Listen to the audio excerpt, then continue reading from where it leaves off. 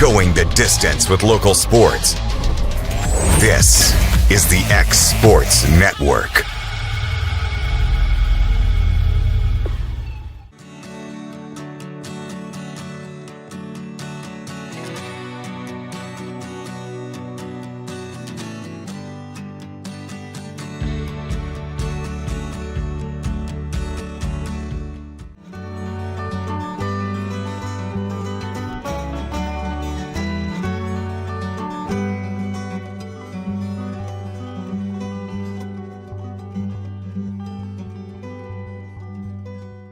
Comprehensive care with a compassionate touch. That will always be the guarantee at Encompass Healthcare in Etheridge, Tennessee. Whether you're looking for primary or urgent care, x-ray services, or weight loss treatments, the team at Encompass is equipped to serve your needs today. The doors are open Monday through Thursday from 8 to 5 and from 8 to noon on Fridays. Make an appointment with providers Kendra Brown, Tori Cox, or Ellie Brown today. That's Encompass Healthcare, located on Highway 43 North in Etheridge, next door to Chapman Tire. Going the distance with local sports. This is the X Sports Network. And welcome everybody here to our Week 3 high school football preview show of the Friday Night Lights. AJ Good here with Michael Marks. And Mike, it's hard to believe we're already into week number 3 of the high school football season, but we got some really good matchups here tonight. Yeah, I know. It feels like we've really just got started, and we kind of did, but at this point with kind of how many high school football games you play in a season, we're almost a third of the way done with the season. Yeah, it's kind of crazy. Yeah. But we got some big ones. We're going to start off with the first one, which is right across the way here, Hendrick-Stack Stadium, the Battle of the Cowbell. I believe this is either matchup number 60 or 61. I can't remember which one it is. Giles County has the all-time edge on Lawrence County, but Mike, this feels like a different Lawrence County team coming in. And their offense has looked unstoppable. Their defense has been stout too. And, like you said with Giles County, over the past, 3 or 4 years ago, they were a lot of speed. Mm-hmm. And that's kind of what they built their team on. And now, some of those players have moved on and they've kind of had to re-identify themselves as more of a ground and pound team. But, that's kind of what we've seen from Summertown and Loretto, so a little more of the same, so to speak, when planning for Lawrence County this week. A year ago, these two met up on a Thursday night. Lawrence County, if you ask him there is no game film, but that's another story for another day.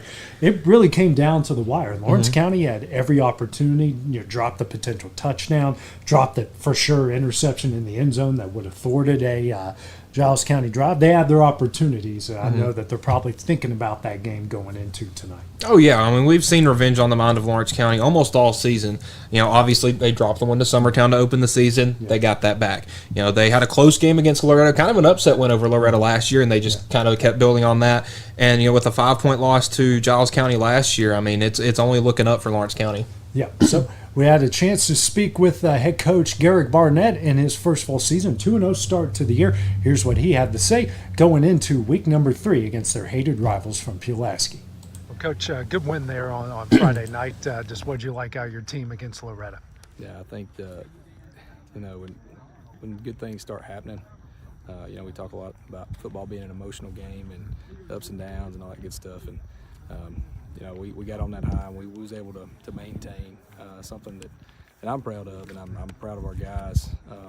Our younger guys come in and we kept rolling. Now we had some setbacks, we made some mistakes, and but our older guys were cheering on those guys, and you look down there and they look like they're having just as good a time as if they're out there scoring themselves. That's a special thing, and that's kind of what we saw for the most part. It's hard when you get. In games like those, it's hard for anybody to stay interested. That's the reason people a lot of times leave it, halfway through or whatever. And so for our guys to be able to stay in it, and there's a couple times I looked over and some of our older guys were coaching them up as they were coming off the sideline. And so those are the types of things that makes teams special. And that's just the way we felt. In hindsight, looking back and thinking about some of those things that happened. We still made some mistakes, we still got some things to clean up. It was a great time out there. We had a great time with all our boys. We went out there, we played hard, played physical. Definitely some things we can work on out there. But, for the most part, we went out there, took care of business, and that was what was most important to me. County champs, 2-0 in dominant fashion for you guys against Summertown and Loretto. Yes, sir. It feels amazing. Since I've started on varsity, I've never had that opportunity before. We've lost to Loretto my sophomore year, and then we lost to Summertown last year. So having both of those wins under our belt this year, I feel like it's a big game changer for us. I feel like we have a lot of momentum coming into this next game, and I feel like we have the potential to be one of the best teams Lawrence County's ever had. Giles County, you mentioned it, big rivalry, and they're coming in feeling pretty good. You guys are coming in pretty good, and big rivalry on the store here on Friday. Yes, sir. I'm looking forward to it. They're a good football team. They played hard, play fast, play physical, and I'm looking forward to every aspect of that. I think that we just got to go out there, do what we do, play our game, play physical, play fast, play mental. Got to be smart out there on that field, and I feel like if we do all those things, we can win that game. Obviously, Giles County's coming in this week, and we expect a big crowd, expect chaos, expect the cowbells, expect all that good stuff. But they also bring a pretty good football team, and so they're well coached. They work their tails off over there, just like our guys. And so we look forward to the challenge. We're expecting a great one, but welcome it with arms wide open. So, what do you want to see out of your guys here on Friday night? I think something they like. They want to be the most physical team. We like to think we were going to be the most physical team. And I think the line of scrimmage. We talk about that a lot, but winning the line of scrimmage, winning one-on-ones up front, and being able to get off blocks and make tackles, and being able to they're going to get in a lot of different formations. They do a good job mixing formations up, and they're pretty. They're not crazy as far as their pass complex, pass schemes, and all that kind of stuff, but they're good at what they do, and so it's going to be a good challenge for us. Hopefully we got a wrinkle here too for them. We'll see. We look forward to it. So, Mike, taking a look at this game, what do you think the keys to the game, keys to victory for both sides tonight? I think it's just going to be Lawrence County trying to keep continuing on working on playing a full game. They had some struggles in the first half against Summertown. We saw them come out lights out, on Loretto in the first half. If they can put together a full 4 quarters against Giles County, I think they'll have no problem bringing the cowbell back. I think it's going to have to be one up front. I mean, Giles County is going to want to play physical. Lawrence County is probably going to want to answer it, but they still want to use that speed, that talent. Having a lot of people saying to me this week they think it's the best LCHS team they've seen in decades. And it feels that way, just kind of the rumble about this team. I mean, they've come in and really showed their 2 in-county rivals kind of what's up this season, and now, taking it outside the county, I'm interested to see if they can keep it up. Yeah, if they can win this game tonight, and it's going to be Summertown and Mount Pleasant. Shop McMaster's Home Gallery for furniture, appliances, and more. And shop quality, shop convenience, shop service, shop local. A family-owned business with a long history of serving the region. We're a one-stop home furnishings destination. We feature brands competitively priced, backed by professional installation and service. You can trust that we'll take good care of you before and after the sale. For your home, shop smart. Shop McMaster's Home Gallery today. Being raised in Tennessee, we believe in the importance of family and community.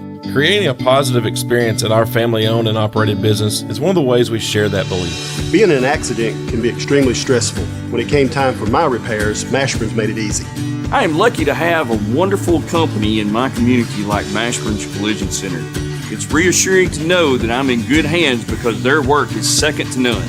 We pride ourselves that the Mashburn name is one of the most trusted in Lawrence County since 1981. Mashburn's Collision Center. Let our family take care of yours. Why should you bank with Employee Resources Credit Union? We offer a wealth of services, including mobile banking, video banking, bill pay, and more. We also offer loan rates that are lower than those of our competitors. Employee Resources Credit Union has been a financial pillar since 1964, providing long-time support to members of the community. Join us and become part of the ERCU commitment, not for profit, for service. Are you looking for a non-factory job environment? Livingstone Freight Solutions is a 3PL company that began managing warehouses in Tennessee, Alabama, and Mississippi. With our multiple shifts and experienced management team, our goal is to give you, as an employee, a safe family work environment and competitive wages. We offer a wide variety of employment opportunities from forklift drivers to management level positions. We also strive to offer a competitive benefit package and PTO options. For more information or to apply, visit us at livingstonefs.com or give us a call at 931-269-3255. Going the distance with local sports. This is the X Sports Network.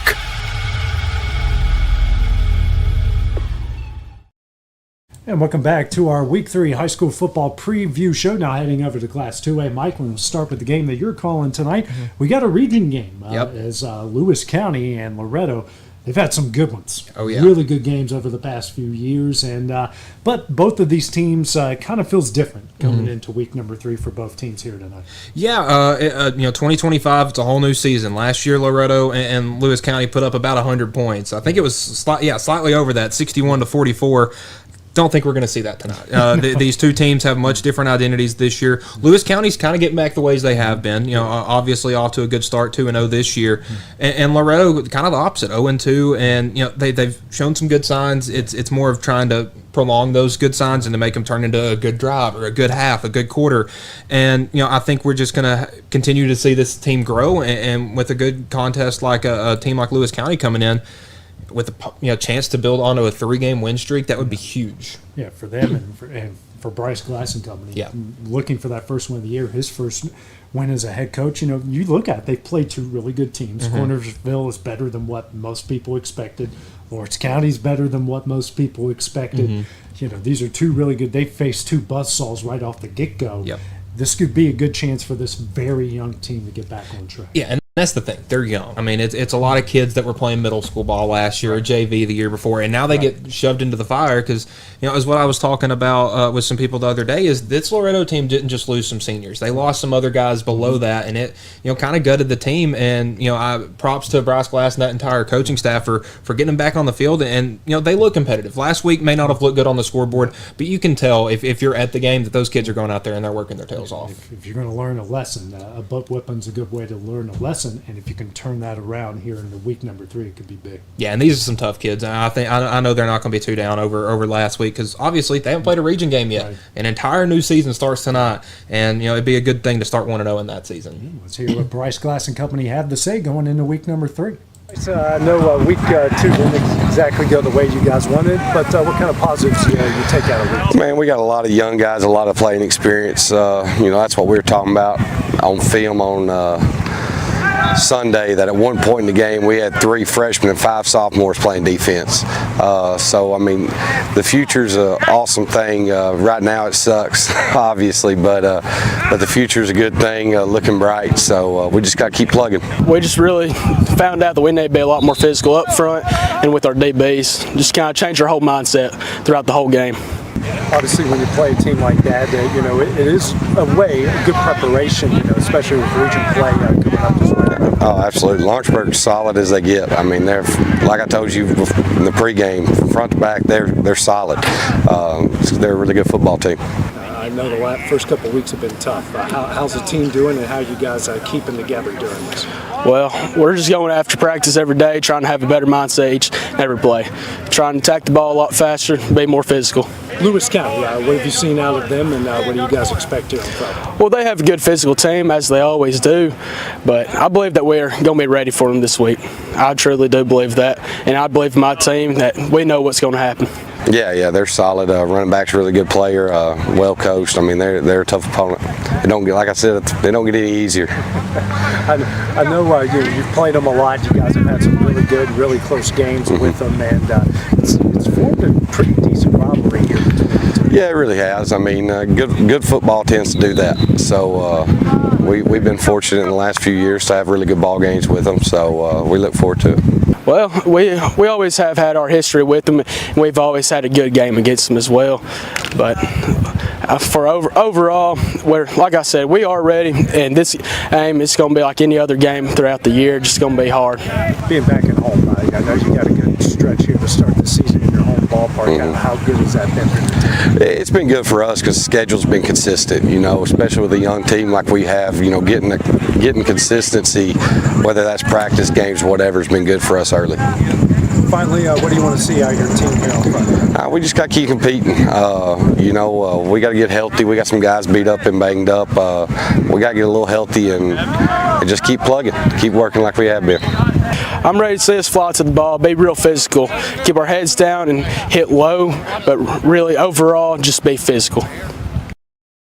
Mike, keys to the game here tonight for the Mustangs against Lewis County. Got to limit the turnovers. That has been kind of the start of the downfall last week, and it finished the game off 2 Fridays ago against Cornersville. You can't lose the ball. You got to keep it in your possession as much as you can, allow you to kind of control that clock and keep the score something that you would like to see contained. Against a Lewis County team that's got a lot more speed than we've seen recently. So, yeah, it's just going to, for me, it's just limit the turnovers. If you can keep the ball in your control, then, the game's yours.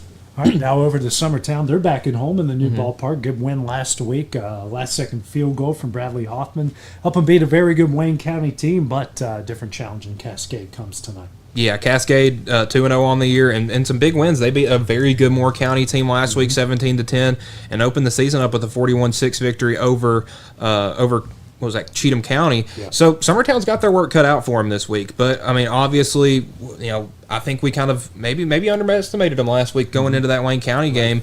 So they're perfect at this new field, and maybe they'll try to continue that into tonight. But they do have a big challenge with Cascade coming in, and they gotta do what they do best: play defense, limit their own mistakes, and play ball control. And I think that's been the formula that's worked for them. Yeah, and it looks like that this Cascade team's tried to get up and down the field as much as they can. If Summertown can keep the ball and limit that, it will be close to the end. Had a chance to visit with the Eagles earlier this week. Here's what they have to say going into week number 3. Coach, got a good win this past week and broke in the new ballpark in a good way. All wins are good, and it was a good win. We would like to have played better, but it was a great night for Summertown. Great crowd. Community support was awesome. Everybody excited about the new place. More importantly, somebody said the win was icing on the cake. I said, no, the win was the cake. Yeah. Felt great. Loved kicking that game-winning field goal. It was a surreal moment. Yeah, let's talk about that, man. How special was it? The fate of the team here in their first game here relied on your right foot. Yeah. Not gonna lie, there's a lot of pressure, but I just had to go back to the fundamentals and get relaxed and then hit it in there. For you guys, now you get a lot of games here. You got a pretty good homestand coming up here. It started the other night, but it's going to continue on. Yeah, it's an odd schedule. Don't necessarily like it, don't necessarily love it, but it is what it is. So we're going to embrace it, and we're going to take it on. Cascade this week's a good football team. They're a 3A team who's much improved, have 2 good wins under their belt, so another big test. Like you mentioned, Cascade, a good team, and traditionally been pretty good, and pretty good team coming in here. Yeah, no doubt. They've got some history. They've had some good years. They've had some down years, but new coach, I think last year maybe, and seem to have things going in their direction this year. So good test for us. Non-region games, we like playing good people and get you ready for the region, and this is another one that'll be a good test. Yeah, Cascade is a physical team, and it's going to take a lot of willpower to beat them. Just like Wayne County, we got to come in hard and strong. It's been a tough schedule to start off with Lawrence County, then Lawrence County, and then Wayne County, and then you get Cascade here, and certainly giving you guys plenty of tests before you go into the region slate. That's right. Yeah, I know there's a lot of philosophies about scheduling games, and you want crowds and you want local, and there's a lot of pieces to it, but you want good competition too, and we're certainly getting that. And like I said, all leads up to the region play, which starts here in another week or 2, and so we feel like our guys have seen a lot of good football teams, and hopefully we'll be prepared when we start region. Yeah, I like playing the better teams first, because then we got higher expectations. What do you want to see out of your team here on Friday night? Get better. I mean, that's a deal every week. I was just reading an article today for all the old timers that remember Chuck Noll with the Steelers, and only coach in history to win 2 back-to-backs. And one of his Super Bowl speeches was Let's go get better and have fun. And really, that's it. You want to see, especially early in the year, you want to see guys getting better. And I thought we made some strides the other night, but we still got a lot of things to clean up. So we want to get better. That's the bottom line. All right, Mike, keys to the game here for Summertown tonight against Cascade. Just play their game. I mean, they've done an excellent job controlling the clock all season. Obviously, we kind of saw attrition play a factor in week 1 in that loss to Lawrence County, but they had the lead at halftime. Yeah. We're down by 1 against Wayne County going into the halftime, but they controlled the tempo, and the only 3 points in the second half were all 3 that they needed. Yeah. Got Mount Pleasant coming up next here. Mount Pleasant, also same region as Summertown and Loretto. They're out of region play, but got a really good Forrest team who might have the best running back in Class 2A that they got to face off with. Yeah, Forrest is always dangerous. They're always good at running the ball, and Forrest looks good too. You got 2-2-0 teams. Mount Pleasant hasn't faced the toughest of competition yet. Outscoring their opponents 90-0, but it's a good test. You go on the road and you're facing a very good Forrest team that has put it on a couple of good teams themselves with Creekwood and Huntland. Yeah, so the good thing about Mount Pleasant, they faced 2 teams that are in their first year of varsity football, but it's not like they went out there and took them for granted. They didn't do that at all. No. They put their foot on the pedal and never took it off. Yeah, you don't give up 0 points on accident. That is a defense that is working hard and putting up any points at all. It takes some talent. So this isn't saying that they haven't played anybody yet, but they'll definitely have a good test tonight with Forrest. Yeah, if they win this game tonight. It's just like we're talking about with Florence County. They win this game tonight. It's like it could be an interesting fall in Mount Pleasant. Absolutely. Let's hear what the Tigers have to say going into week number 3. Well, Kit got a good win here in week number 2. Guys off the 2-0 start here. Yeah, it was a fun night, Thursday night, first home game.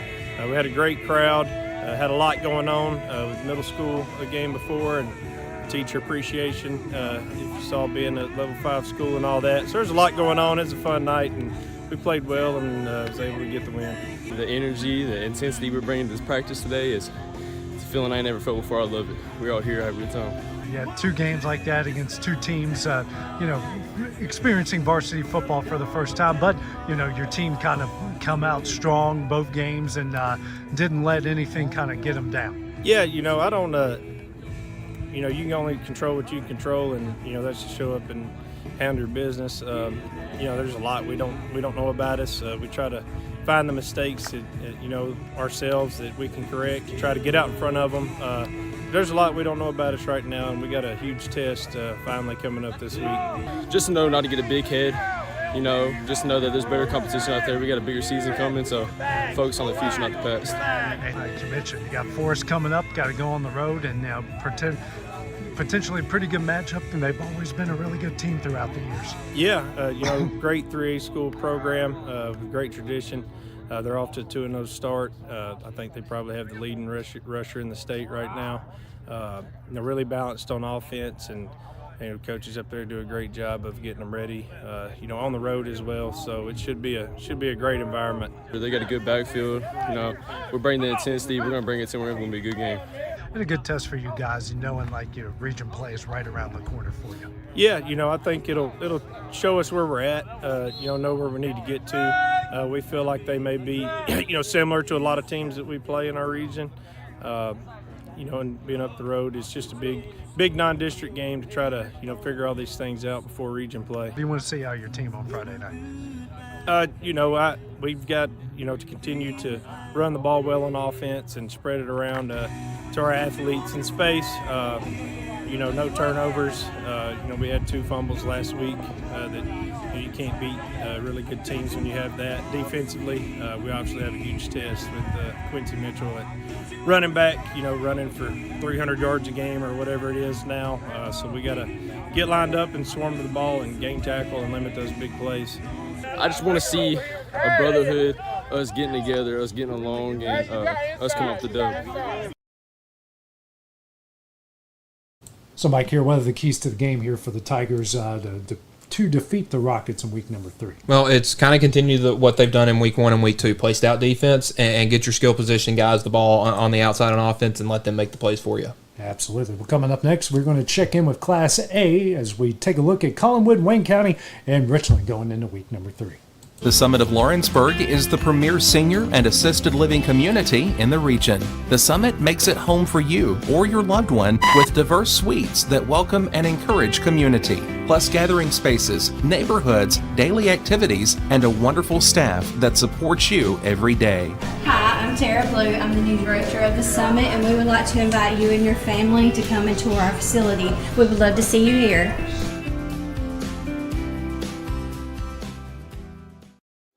Flooring sets the tone throughout your home. For flooring that makes the right first impression, start by choosing us, Floored by Justin. A one-stop flooring destination. Our new location stands alone for unequaled customer service and selection. Owner Justin Story's mastery of custom hardwood inlays means every room can have a custom look. Discover how the right choice of hardwood, laminate, carpet, or tile can set the tone in your home. Contact Floored by Justin today.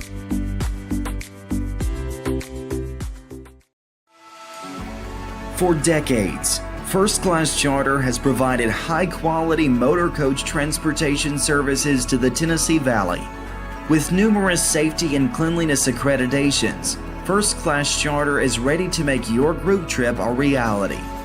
Contact us today by visiting firstclasscharter.net. First Class Charter, the official motor coach company of the North Alabama Lions. Comprehensive care with a compassionate touch. That will always be the guarantee at Encompass Healthcare in Etheridge, Tennessee. Whether you're looking for primary or urgent care, x-ray services, or weight loss treatments, the team at Encompass is equipped to serve your needs today. The doors are open Monday through Thursday from 8 to 5 and from 8 to noon on Fridays. Make an appointment with providers Kendra Brown, Tori Cox, or Ellie Brown today. That's Encompass Healthcare, located on Highway 43 North in Etheridge, next door to Chapman Tire. Going the distance with local sports. This is the X Sports Network.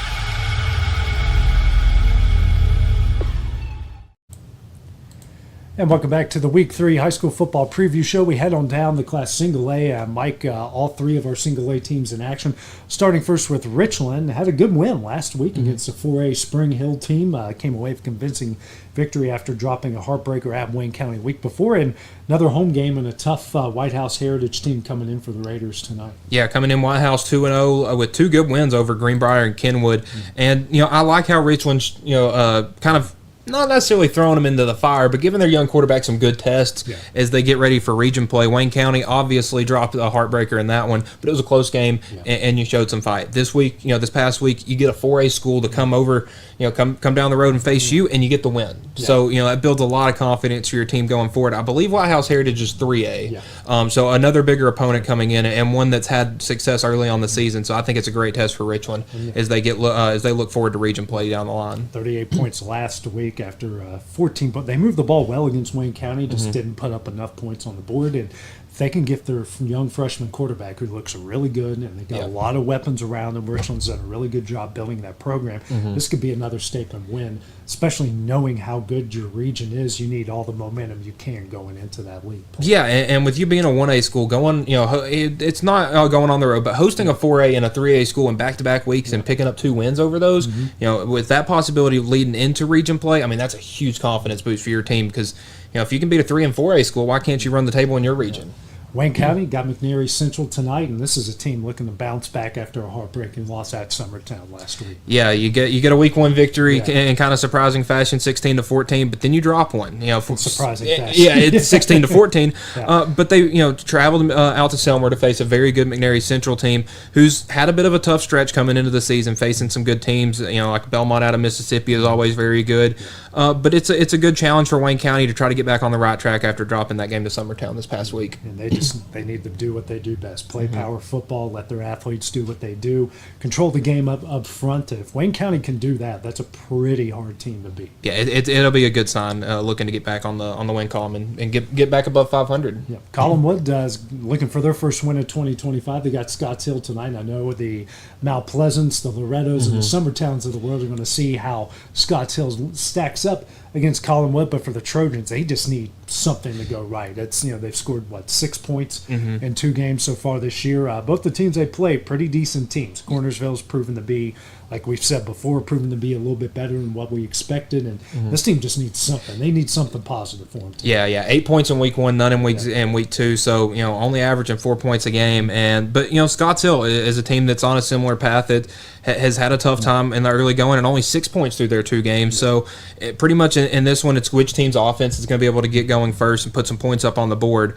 But yeah, I think everyone around here is definitely going to want to keep their eye on that one. Obviously, with Scotts Hill being in Summertown and Mount Pleasant and Loretto's region, and Collinwood being a team that those guys usually play every year. Absolutely, and they just need to do, like we said with Wayne County, they just need to learn to control the line of scrimmage, not shoot themselves in the foot, because you can look at a 31-0 score and go, oh, they got dominated, but if you're moving the ball, but you turn the ball over and you keep handing it over to the other team with the short field, that score can go from 6-0, 8-0, 14-0 to 31-0 before you know it. Yeah, exactly. And we know Collinwood, they're always going to be a tough, scrappy team, and I expect the same out of Scotts Hill, so we'll see how Collinwood fares on the road. And quickly over our Alabama game of the week, we got a good rivalry, Wilson and Central. I know when I went over there and I was asking permission for us to stream a game, and I asked the guys at Wilson, I'm like, I couldn't remember what game we were coming for. I knew it was a Lauderdale County team, and their coach stopped me and goes, you have to come for the Central game. And I looked on my phone, I'm like, it is the Central game.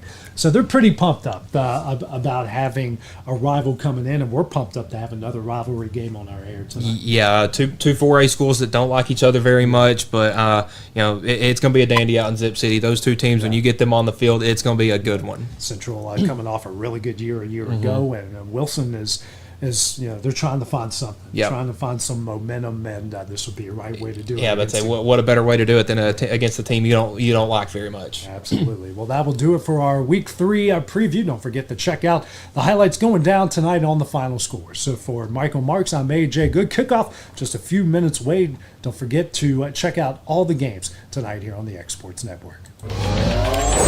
Going the distance with local sports. This is the X Sports Network.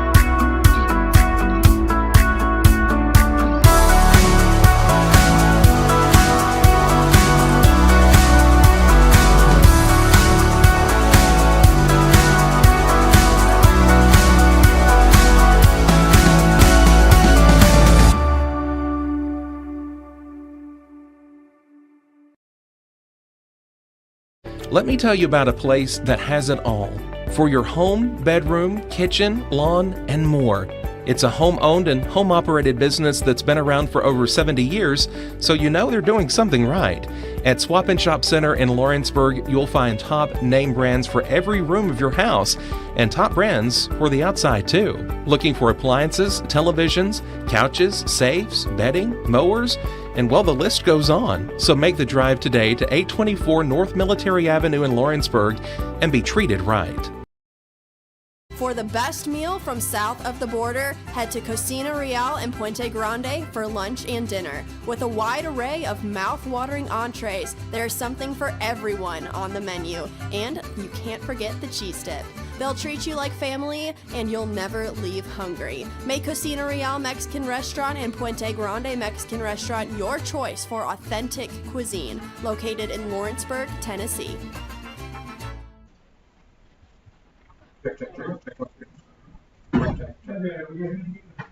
For the best meal from south of the border, head to Cocina Real in Puente Grande for lunch and dinner. With a wide array of mouth-watering entrees, there's something for everyone on the menu. And you can't forget the cheese dip. They'll treat you like family, and you'll never leave hungry. Make Cocina Real Mexican Restaurant and Puente Grande Mexican Restaurant your choice for authentic cuisine, located in Lawrenceburg, Tennessee. State Line Garage Doors, owned and operated by Justin Gobble, is your trusted local expert in garage door services. Based in Lawrence County, Tennessee, State Line Garage Doors is built on over a decade of hands-on experience, providing reliable repairs, replacements, and installations for all types of garage doors, residential and commercial. They proudly serve our community and the surrounding areas. When you work with State Line Garage Doors, you're not just another job, you're part of our community. Their commitment to quality, transparency, and craftsmanship is at the heart of what they do, and they offer free estimates. State Line Garage Doors. Reach out to discover the difference a company with local roots can make for your home and business. Gifts and goodies galore await you at Miss Millie's in downtown Lawrenceburg. From brands you know and love, like E. Newton Jewelry and Tyler Diva Wash, to unique specialty gifts, you will find it all here. Whether you're looking for the perfect gift for someone you love or shopping for yourself, shopping local is the way to go. We have home goods, women's fashion and accessories, baby items, and lots of seasonal decorations. Our friendly staff will welcome you in, help you find what you need, and even package your gifts for you. Also, we can't forget to tell you about our popular bridal registry. Future brides can come and create their perfect registry with us. So stop by Miss Millie's today. We're located in the northeast corner of the square in downtown Lawrenceburg. This is the X Sports Network.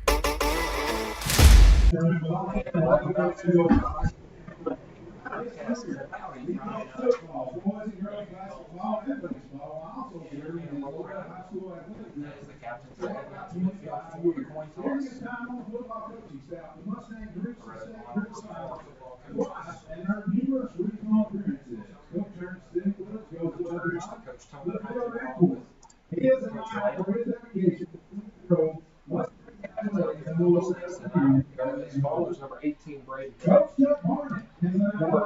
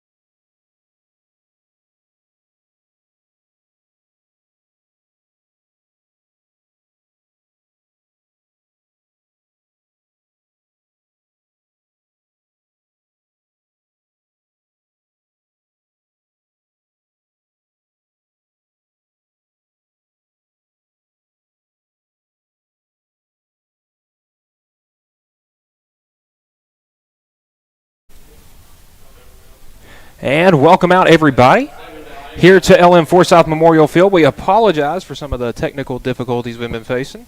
We should be all good now, and the kick is off. Lewis County will field it at the 20-yard line, coming up the near sideline, makes a cut to the outside, and will be wrapped down by a host of Mustangs. That was number 3, Cade Carroll, or pardon, that was number 2, Kobe Feitinger. So Lewis County will take over first down and 10 at the 36. And again, the title of the stream says volleyball. We apologize. We know this is a football game. And Lewis County offense comes out in all white uniforms with black helmets. And they'll get the snap handoff. And a good tackle right there. And that was last week's player of the game, number 68, Blaze Thomason. Slinging down to number 13, Braylon Beam there on the handoff from the quarterback, number 6, Cole Skelton. So a big momentum play for the Mustangs to open up on defense. Mustangs 0-2, looking to get that first win in the Bryce Glass era. And now spread formation for Lewis County. Skelton's rolling out to his right, fires, and man fell down, and ball battered around and almost intercepted.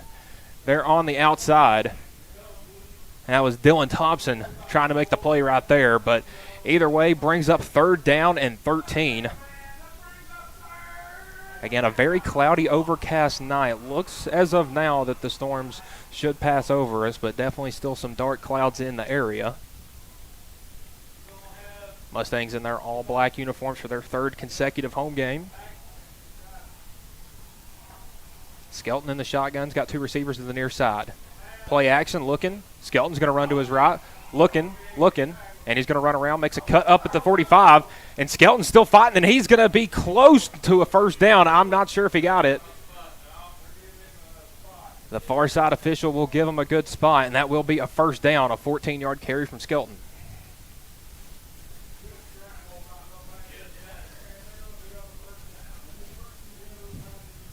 Lewis County trying to run a little play action, and Skelton couldn't find anything, extended the play, and keeps this Panthers drive going here at the 47. Skelton in the shotgun, 2 receivers to the near side, 1 to the far side. Low snap, handoff to the running back, and a good job right there by the Mustangs defense on a short carry right there from number 13 at Braylon Bean. Bean, 6 foot 185 senior. He'll come out for a play. Ronnie Yiser in his 3rd year at Lewis County is looking to do something he hasn't done in his career tonight, and that is beat Loretto. 0-2 so far. Mustangs looking to get on a bit of a winning streak here against the Panthers. Looking like a jet sweep right here, and the Mustangs defense all over that one. Kobe Feitinger on the run, and Andrew Riley, his counterpart, number 2, will make the tackle in the backfield. So that's going to bring up third down and about 6.5 or 7. So another big third down. Mustangs defense want to get off the field right here.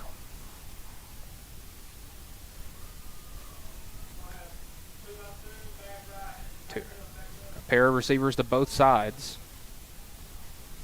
Single back there with Skelton.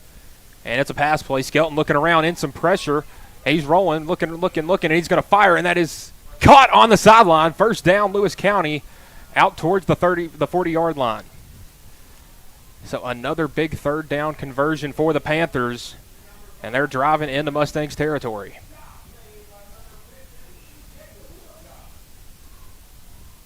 Wilcox on the catch there.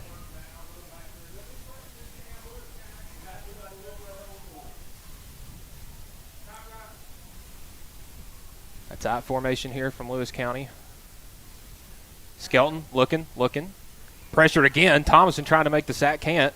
Rolling out Skelton. He's going to fire it deep down the field. He's got a man, and he just overshoots Cade Carroll. He had the senior tight end streaking down the field, had his man beat, but a big break there by the Mustangs defense. Again, Loretto 0-2 on the season, have had tough losses to both Lawrence County and Cornersville. Lewis County, though, 2-0 on the season, have kind of gotten back to their old ways. 2nd down and 10. Twin backs here for Lewis County, 2 receivers to the near side. Skelton gets the snap, handoff. And it's going to be a handoff up the middle, number 5. That is Drew Ray, the senior running back, who will fall forward for about 5 and bring up 3rd and medium.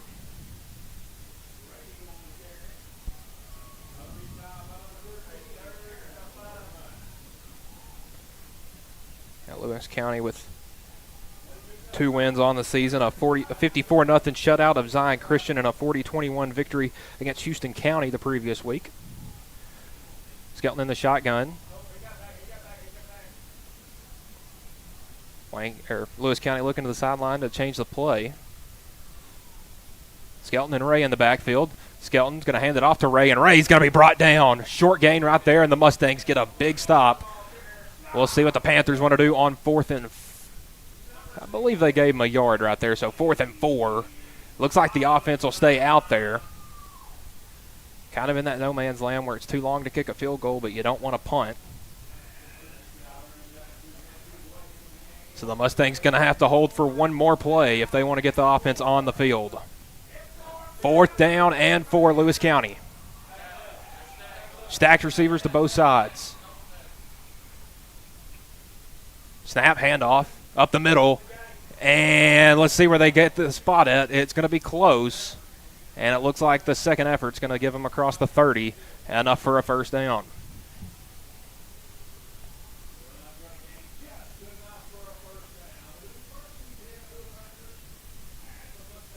Play 11 of this Panther drive.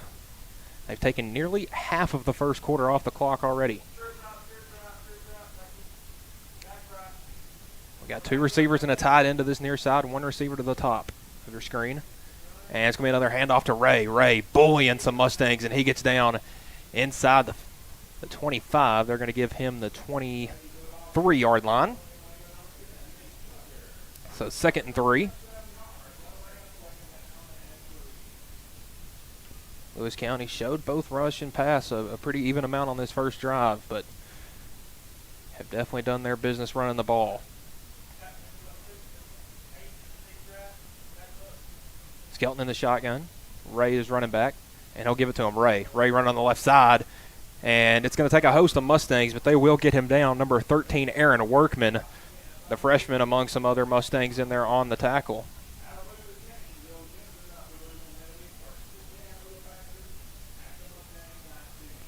Another 1st down. Already the 4th on this drive for Lewis County.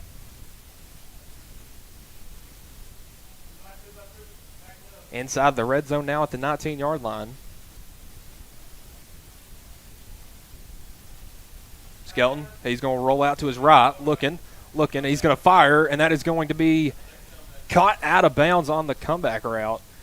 Let's see where they mark him.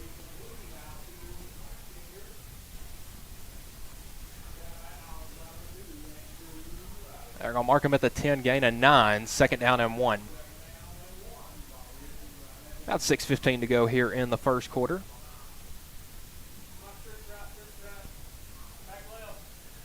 I got a trio of receivers to this near side, 1 to the top.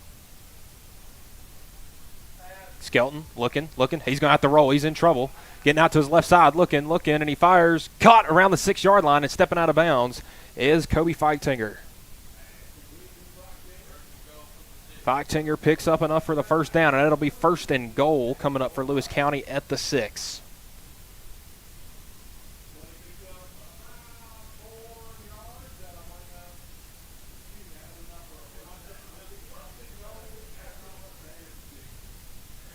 Lewis County a pretty consistent drive down the field.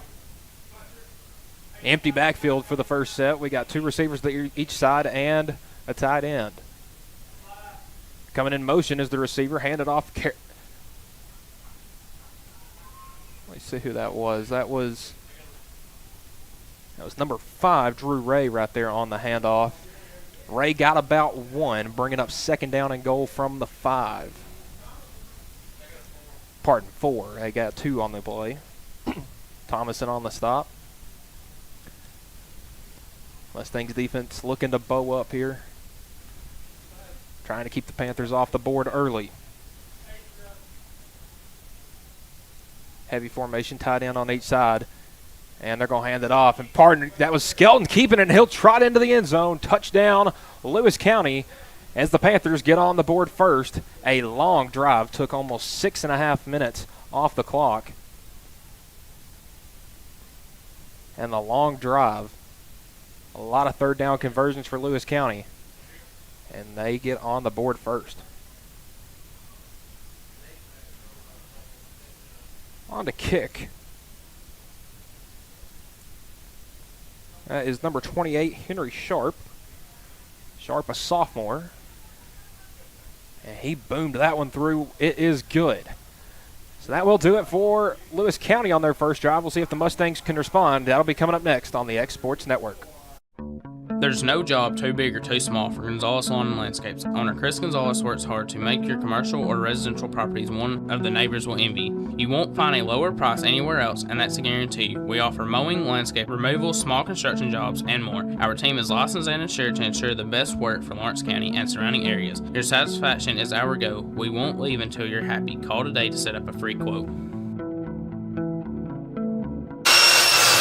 If you're looking for a company that can do it all when it comes to building, look no further than Tennessee Properties. From new home builds to remodels and commercial projects, our contractors work hard to give your space a new life from planning to finishing touches. Whether it's new interiors or dirt work, they see your big picture without forgetting the small details. In the market for a new home, they partnered with Freeman Development to bring new homes to the Oak Hill subdivision of Lawrenceburg. That's Tennessee Properties, licensed and insured. Call today or visit Tennessee.com.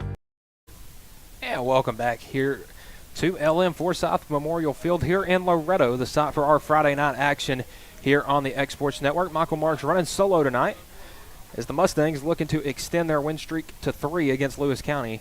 But a long Lewis County first drive has them on the board 7-0. And folks, 5 minutes and 25 to go in the first quarter, and this will be the first time the Mustangs offense has touched the ball. So Sharp in to do the kicking. Back there for the Mustangs, it looks like Chapman, Eli Chapman, number 14.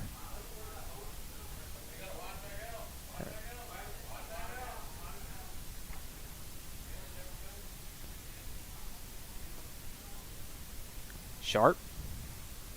And that one's away, end over end. Chapman will come under it at the 20, doesn't have the ball, picks it up, and gets around the outside to the 30 to the 35, and he's still going. Fights out to about the 37, and the Mustangs will have good field position starting 1st and 10. Chapman's been a pretty exciting sophomore on this Mustangs team.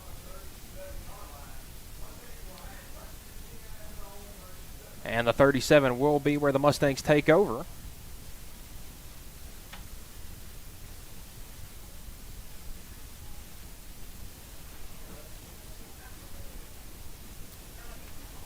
And here comes the Mustangs offense. Ben Lyles at quarterback. And the sophomore. He's got 2 receivers to his far side and 1 to the near side. Riley in the backfield. A couple of Panthers jumped off sides. We'll see who they give the penalty to. And it's going to be a false start on the Mustangs. I believe that was Blaze Thomas in the near side tackle here. And so the Mustangs in a hole after play number 1. And that brings up 1st and 15 from the 32. Lyles, the sophomore, his 3rd start. Low snap. Hands it off to his running back. Riley gets around the outside, stiff arms a couple of Panthers. And looks like he got back out to around the 35, a gain of 3. They'll give him 4 on the outside, so that'll bring up 2nd down and 11.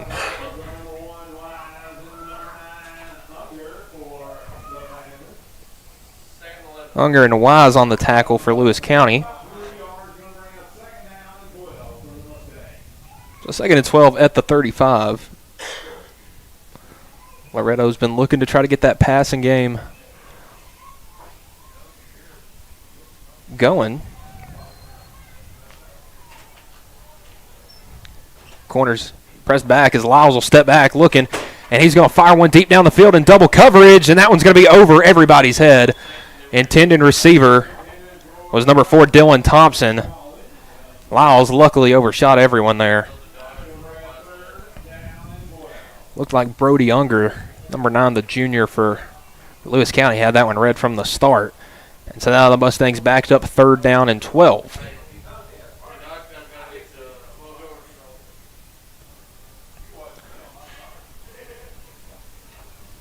Three down lineman set from Lewis County. Lyles gets the snap. He's got time. And he's out of it, rolling, and he's going to roll. Here comes Lyles. Lyles cuts back at the 40, and he's going to bounce off a man out to about the 43, 44-yard line, but he will be short. And it's going to be about 4th and 4, 4th and 3, 4th and 4 for Lyles. And the Mustangs will send the punt team out with number 2, Andrew Riley. Back to return for Lewis County. That's number 2, Kobe Feichtinger.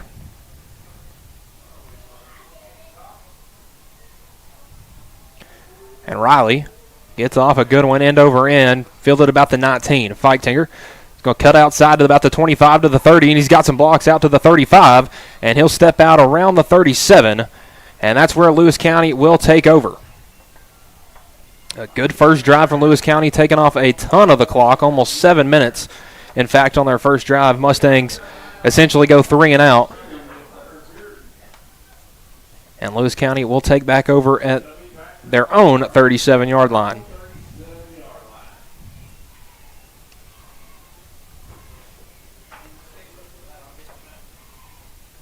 Mustangs 4 down linemen and 2 linebackers out on this play, a nickel set. 3 receivers to the far side, 1 to this near side. 1 back there with Skelton is Ray. Skelton, he's going to look back, fire over his middle of the field, and it is, off the hands of Cade Carroll, and Carroll had a touchdown there, but he dropped it. Hanley Thornton catches a big break right there.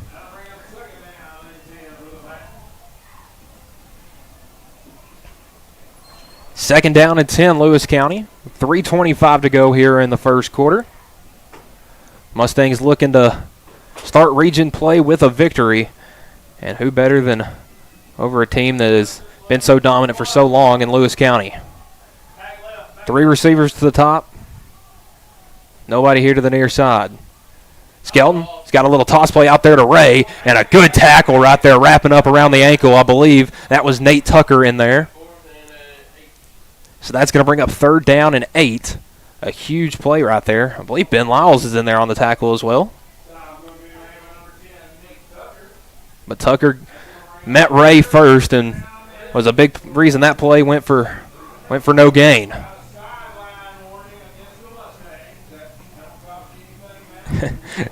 And a sideline warning just issued to Loretto. That won't hurt him now, but again, another warning to the sideline will be a 15-yard penalty. We got 2 receivers to the top side, 1 to the bottom. And Beam back there with Skelton. Clock is running, 2:30 to go. Skelton's rolling out to his right, pulling back, fires down the field, and that is going to be incomplete. A big stop right there for the Mustangs as Skelton was about a second away from getting drilled. And that looks like it could be a 3 and out for Lewis County as they send the punt team out. A huge stop there for the Mustangs.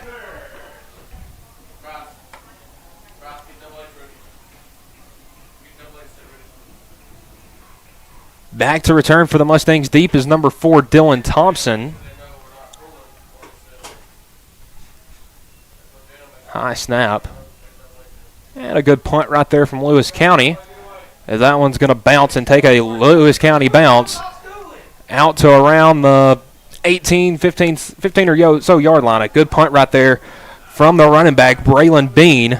And the Mustangs will take over deep in their own territory around the 16-yard line. Michael Marks here bringing you Mustangs football here on a overcast, cloudy Friday night.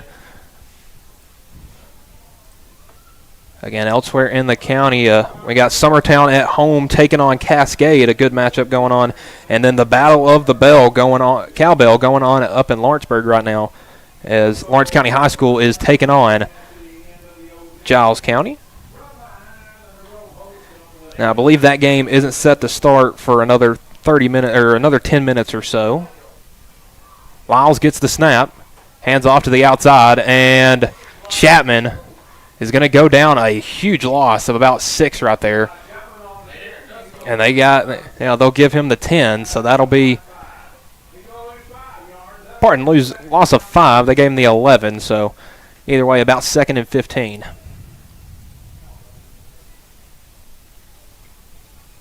Mustangs still trying to get the offense going. It's been penalties and busted plays up to this point. Lyles gets a snap, handoff up the middle, and a big pile of black and white jerseys will lead to about nothing there. And that's going to bring up 3rd down and long. Almost a first shore passing scenario here for the Mustangs coming up.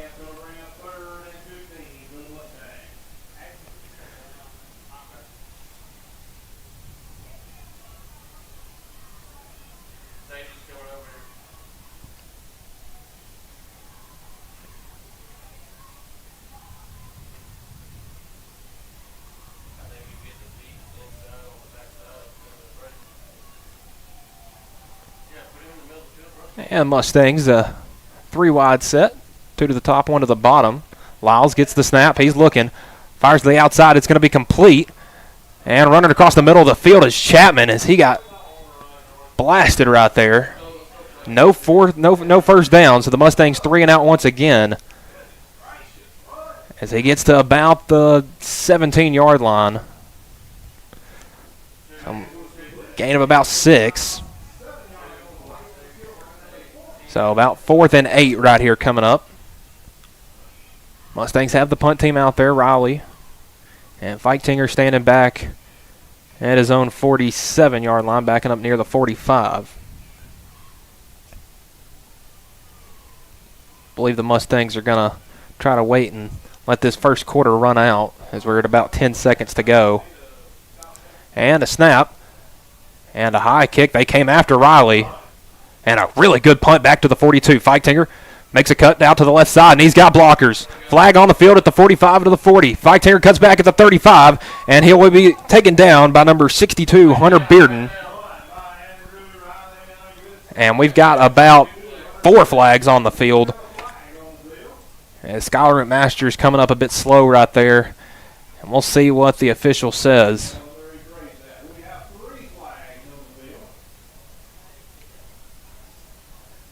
That play will be the end of the first quarter. We'll see what these flags are real quick before we go to break. I know we have at least 1 block in the back, maybe a hold as well. But it's hard if there's 3 flags on the play for them to all be for the same team. So officials having a word with head coach Bryce Glass to see what he wants to do with the penalties. So the refs will head up to those on the... Well, here's the call. So we'll see. Holding on the return team. That penalty is declined.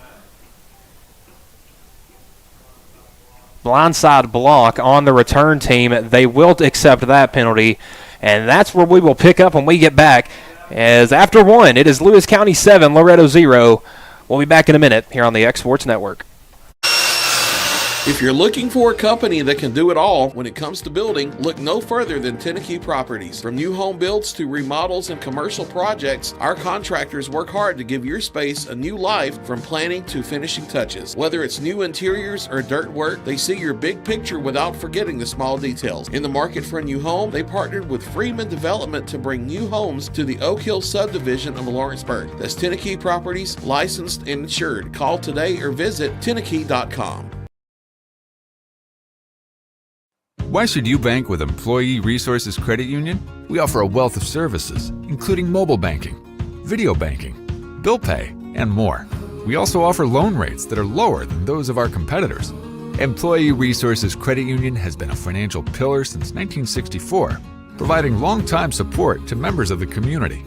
Join us and become part of the ERCU commitment, not for profit, for service. This is the X Sports Network. Okay, so welcome back here out to Loretto. A little bit of confusion going on right now. One untimed down here at the end of the first quarter for Lewis County is coming up following the penalty. They got it 1st and 10 at their own 31-yard line. So 2 receivers to the near side, 1 to the far side. Skelton sends his tight end, and we got a flag on an untimed down. Looks like a false start on the tackle here on the near side. And that is the call. So I guess technically we're still in the first quarter. So now 1st and 15 coming up for the Panthers. 2 receivers and a tight end to this near side, 1 to the far side. And a running back there was Skelton. Same shift right there from Lewis County. Play action, a handoff. And breaking to the outside is Bean. Bean's got it to the 45, to the 40 midfield. And he's going to be taken down inside the 40, and they'll mark it the 39. A big gainer right there. Braylon Bean, ever so dangerous when you get him outside, and he did just that, but Hanley Thornton, a touchdown saving tackle right there. So now that will be the end of the first quarter. So after one, same score, different situation, but Lewis County 7, Loretto 0. We'll be back in a minute here on the X Sports Network. Mac Brown has been providing photographic services for 55 years. During that time, Mac Brown photographers have photographed children, seniors, weddings, schools, musicians, and commercial businesses. The studio takes great pride in producing quality photographs and services for its many clients. While the studio has adapted as times have changed, their goal of providing excellent photography has remained constant. For more information or to schedule an appointment, visit their website at macbrownphoto.com or give them a call at 931-762-4263. Let the professionals at Mac Brown Photography turn your memories into treasures. This is the X Sports Network. And welcome back. End of one here. Lewis County up 7-0 over the Loretto Mustangs. Michael Marks here, along with my producer Taylor Plott. And second quarter action coming up between Loretto and Lewis County. Lewis County's had the ball for most of the game, really. The Mustangs haven't been able to get anything going on offense. Their defense, though, has looked pretty good. Allowed a long touchdown drive on the opening drive, but there's a lot of third down conversions and kind of nickel and dime plays. But the Mustangs are looking to get a big stop after a big run on the last play of the first quarter. And end around fake to Bean. And Braylon Bean will fall forward for 2. That'll bring up 2nd and 8. Lewis County at the 37-yard line.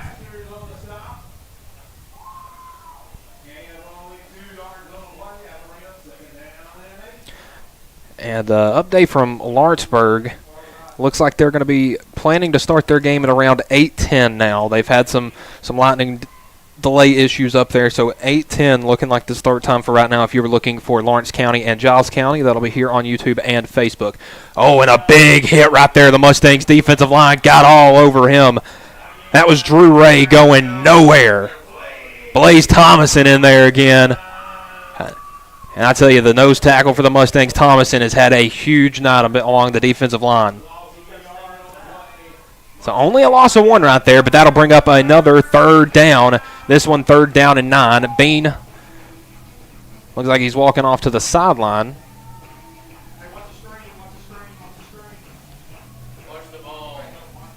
So Bean will come off for this play. Ray in the backfield with Skelton. 2 receivers to the near side, 1 to the far side.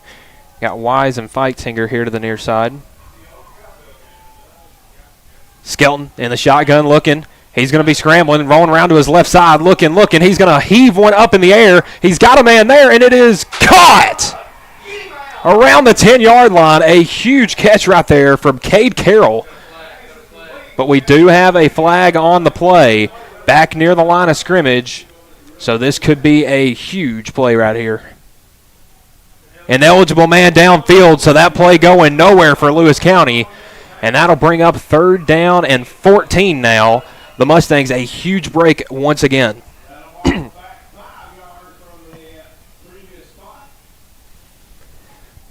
Skelton has been a pest with his legs, extending plays, and that's really why Lewis County has a single 3rd down conversion. It's just Skelton extending plays with his legs, whether he ends up making the play with his arms or his legs. If I'm the Mustangs, I'm keeping an eye on number 3, Cade Carroll, the big tight end out there on the top of your screen. He's been finding open spots in the middle of the field, just hasn't been able to bring in a catch yet. Skelton looking, stepping up, and he's going to fire down the sideline, and it is out of bounds. Good defense right there from linebacker Andrew Riley, as Feichtinger can't do anything with it. That'll bring up 4th down and 14. The Mustangs get a huge stop in Panther territory. So we'll see what the Mustangs punt team looks to do here. You got Thompson standing back near the 10.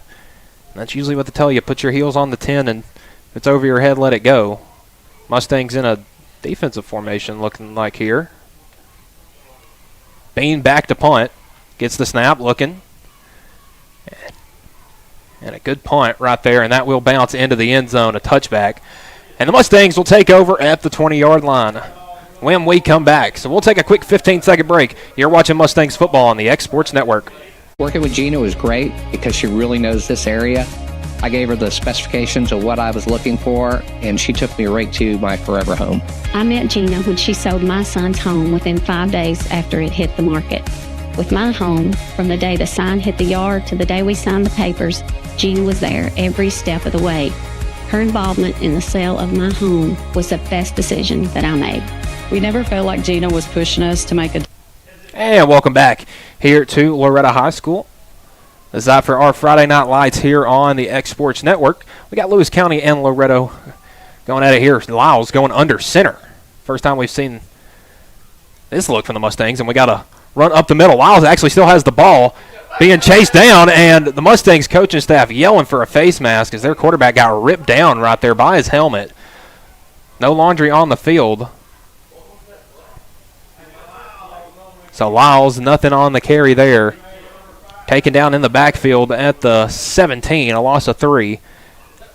And the Mustangs, every drive so far in the second half, have had negative yardage, whether it be a penalty or a loss of yardage.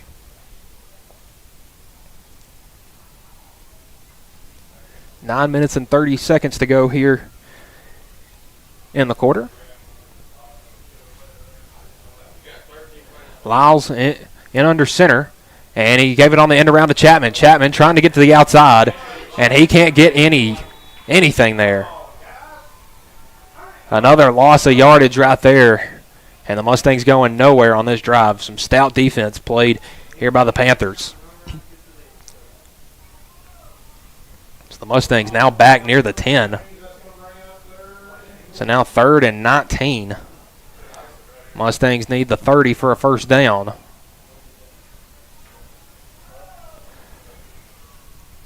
Every corner and safety and defensive back for Lewis County playing 15 yards deep. Lyles is going to roll out.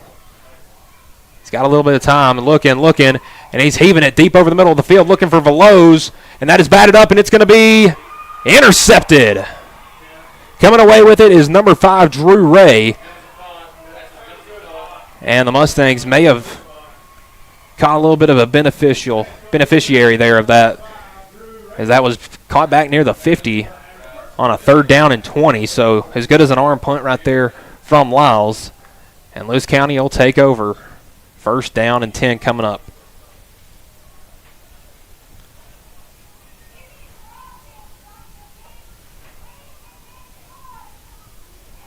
So at the 49, Lewis County will start in Mustang territory.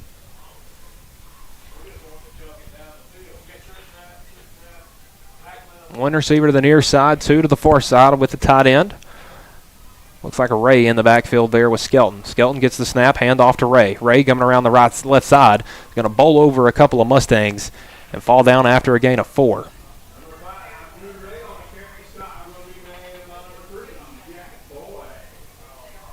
Jack Boyd back in there on the stop.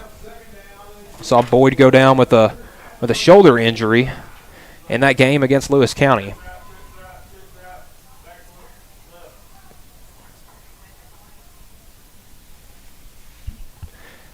And Skelton hands off left side. Ray trying to find something, and he's going to fight.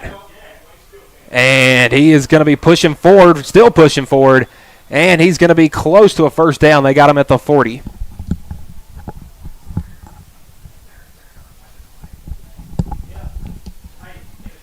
So 3rd down and 1, it looks like coming up here for Lewis County. A very, very good run from Drew Ray. Ray 5'10", 200. Kind of that old style running back build.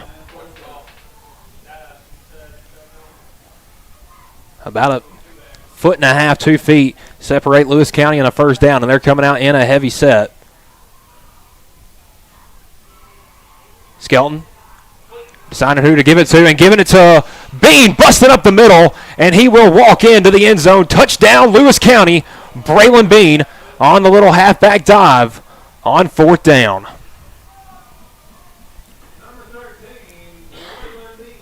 Bean, his 2nd long run of the game. And that one could not have come at a worse time. A 40-yard touchdown run for Braylon Bean. And Lewis County now up 13-0, pending this extra point coming up from number 28, Henry Sharp. Sharp, a pretty good kicker, a good leg on him. Now for the extra point. Snaps down, hold is down, kick is no good. Off to the left. A little too much on that one. So 13-0 is your score. We'll be back in a minute. You're watching the X Sports Network. Pat's Cafe and Catering has been proudly serving customers in Lawrenceburg since 1987. For 4 generations, our family-run cafe has served up delicious breakfast and lunch favorites, with friendly service and a welcoming atmosphere. We also offer full-service catering and can help to make your next party or event a success. For great food and friendly faces, visit us today at Pat's Cafe and Catering.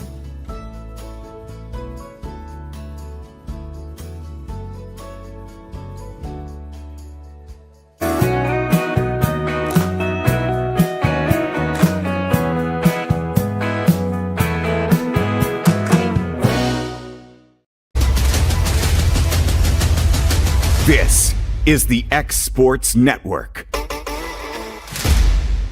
And welcome back out here. The 40-yard touchdown run from Braylon Bean, but a missed extra point extends this Lewis County lead out to 13-0. Michael Marks here, bringing you Mustangs football here on a dark and cloudy Friday evening here in Loretto. Some updates from elsewhere on the X Sports Network. Central leading Wilson 21-0 halfway through the second quarter out there at Wilson. And elsewhere in the county, I believe they are under some weather delays. Lawrence County and Giles County should be starting here in the next 30 to 40 minutes. They've had some lightning delay problems up there, and I would imagine the same thing for Summertown. And the kick, end over end, and fielded by Bennett around the 5. Making some moves around the 15, gets it to the 20, to the 25. And he's going to be brought down. I believe they're going to mark him down at the 24-yard line, and that's where the Mustangs will take over 1st down and 10. Still looking for their first down of the night.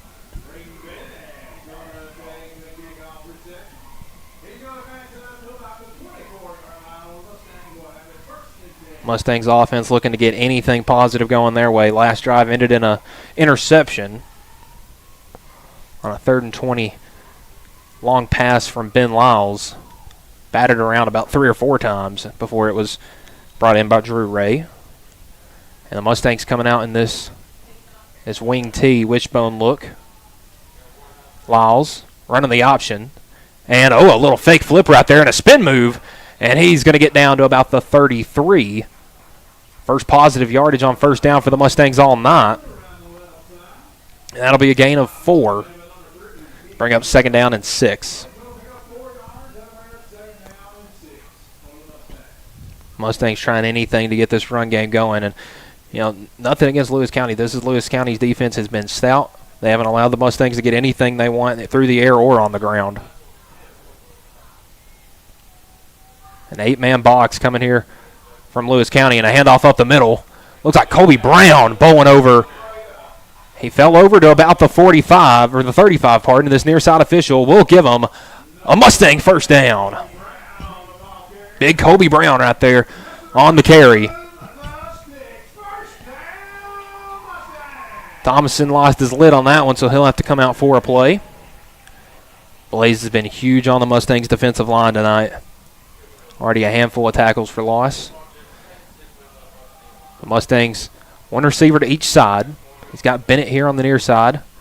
And another handoff up the middle. Brown. And Brown 4 yards right there.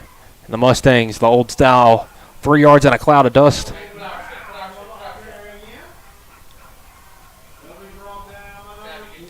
So Brown's first 2 carries have gone for positive yardage.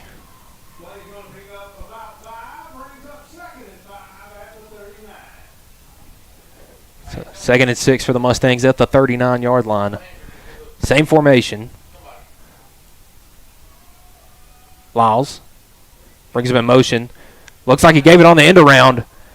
And, oh, wow, what a tackle right there, tracking him down. That was Braylon Bean right there, the man that just scored the touchdown, chasing down Caden Hagan. And the freshman will lose 5, and that puts the Mustangs in a big hole here on 3rd down and long. They're at the 35. They need the 45. So Lyles will have to get creative here. Still no completions.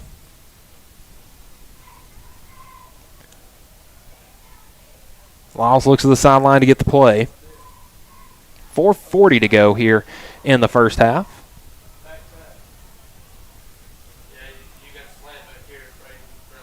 Mustangs still in that same formation.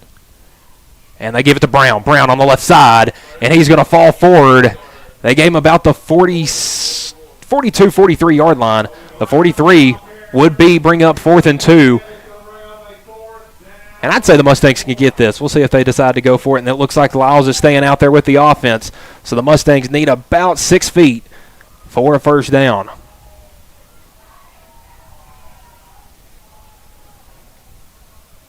And I don't know if you give the ball to Colby Brown. He has been a beast on this drive, or go somewhere else and see if Brown can attract enough attention. Here's the play. They give it to Brown. Brown on the left side. Got a first down and a lot more out to the 45 to the 50. And a big first down from the big tailback, number 1, Colby Brown.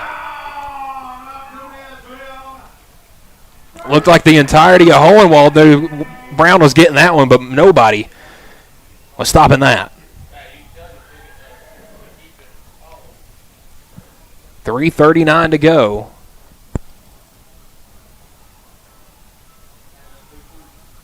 And apologies if our clock's about a second off what it actually is. We keep it as close as we can. Taylor doing a great job up here tonight. Mustangs in that same formation. Handoff Brown, and he just got buried right there. Ball is out. We'll see. It looks like Lewis County's falling on it. And it will be a turnover Lewis County ball as they get it back at midfield off the fumble. This Mustangs offense cannot seem to catch a break here in this first half. Even once they get it moving with 2 first downs, the next play a fumble. So Lewis County back in their own field position at the 49-yard line.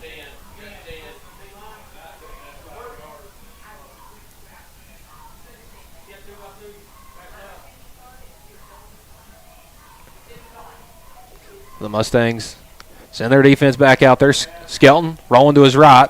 Looking, he's going to fire, and it's caught. A first down out to the 40-yard line. Good catch right there from Cade Carroll.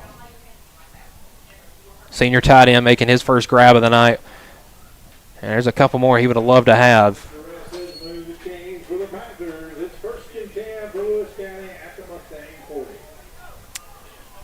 First and 10 coming up at the 40.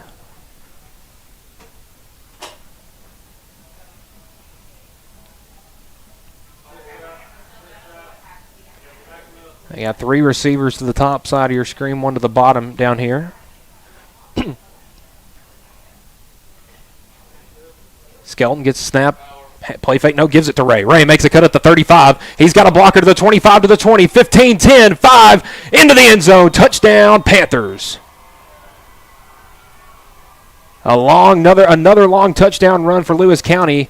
That one a 35-yarder, and the Panthers up 19-0.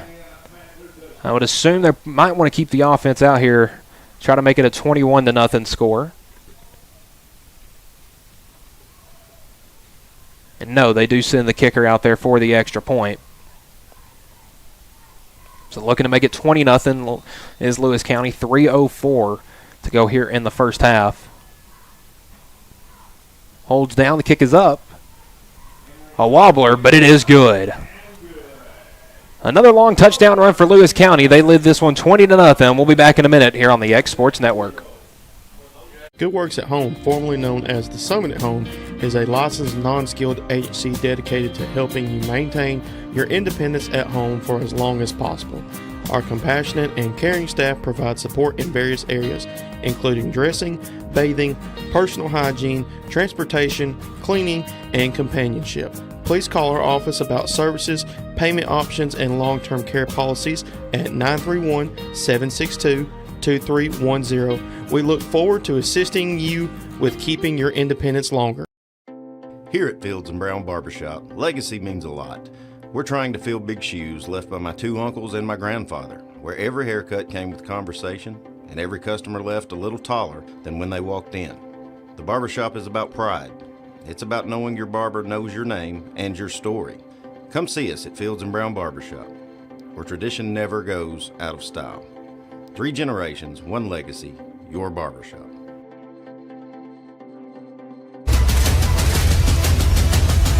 This is the X Sports Network. And we're back here at Loretto. Another kickoff coming for the Panthers off the 35-yard touchdown run. This one from Drew Ray. Lewis County had a long drive on the first drive of the game, took away nearly half of the first quarter. Mustangs offense not been able to get anything going, so it's led to a huge time of possession in favor of the Panthers. Mustangs' last 2 drives have both ended in turnovers. Looking to change that here. Chapman fields it at the 10. To the outside to the 20, to the 25-30, and Chapman out to the 35, and he'll roll over to around the 36-37, where the Mustangs will start over once again.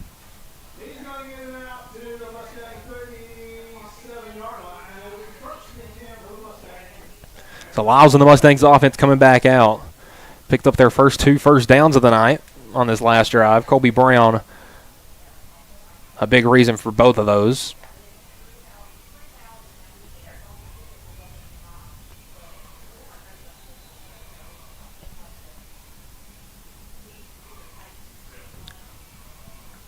.258 to go here in the first half. Still a 3-score game, but also a full second half to play. Everybody within a yard of the line of scrimmage, and a little outside handoff to Hagan. And Caden Hagan out. Say he got back to the line of scrimmage. They'll give him the 37. Looks like a cleat or something's come off. Something's shining on the field out there.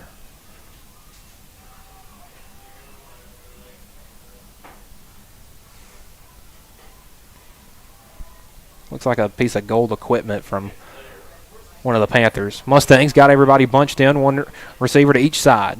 Lyles under center.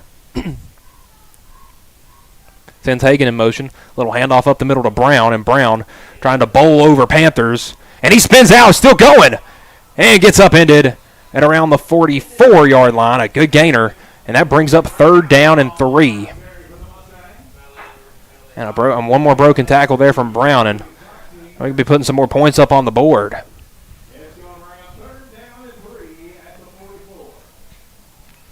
So 3rd and 3, Mustangs at the 44. They need the 47 for a first down.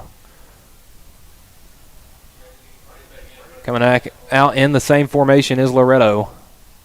Everybody within the yard of the line of scrimmage. They're going to hand it off to Brown. Brown trying to go up and over. And he got stopped at the line of scrimmage.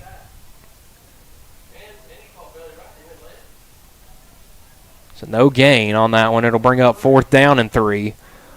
And with under 90 seconds, we'll see what the Mustangs decide to do. Timeout, Loretto. We'll take that short break with them. We'll be back in a minute here on the X Sports Network. I'm Mike Keith, and my friends at Elliott Johnson Insurance have a great partner in Auto Owners Insurance. Auto Owners makes it easy to get life, home, car, or business insurance. Let Elliott Johnson Insurance find the Auto Owners policy that makes a difference in your life. Call Elliott Johnson Insurance at one of their 3 locations, Florence, Loretto, and Lawrenceburg. Elliott Johnson Insurance, moving forward for our clients every day. This is the X Sports Network. And welcome everybody back here to LM Forsyth Memorial Field on a dark and cloudy Friday night. Looks like most of the weather has missed Loretto for the time being. Still waiting to start. Our 2 fellow county schools up north. Looks like Lawrence County, last we've heard. So looks like most of the weather at this moment has moved out, but still waiting for Lawrence County and Giles County to start the cowbell game. That one on Facebook and YouTube. Looks like they are actually underway. Giles County a 7-0 lead in that one. I'll see if I can find us a score update for the Eagles as they're taking on Cascade. Lyles in the shotgun, 4th and 3. Mustangs a bit of a, I don't think they've run this formation this year. Lyles gets the snap, hands off to Hagan. Hagan gets to the outside, cuts upfield, 1st down and a little bit more. And Caden Hagan out to the 45-yard line. The Mustangs are in Lewis County territory. A huge 1st down.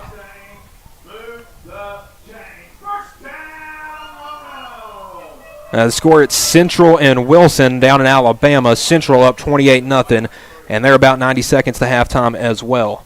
Also on the X Sports Network, we got some UT Southern volleyball as Hagan gets taken down in the backfield. A big tackle from Cade Carroll right there.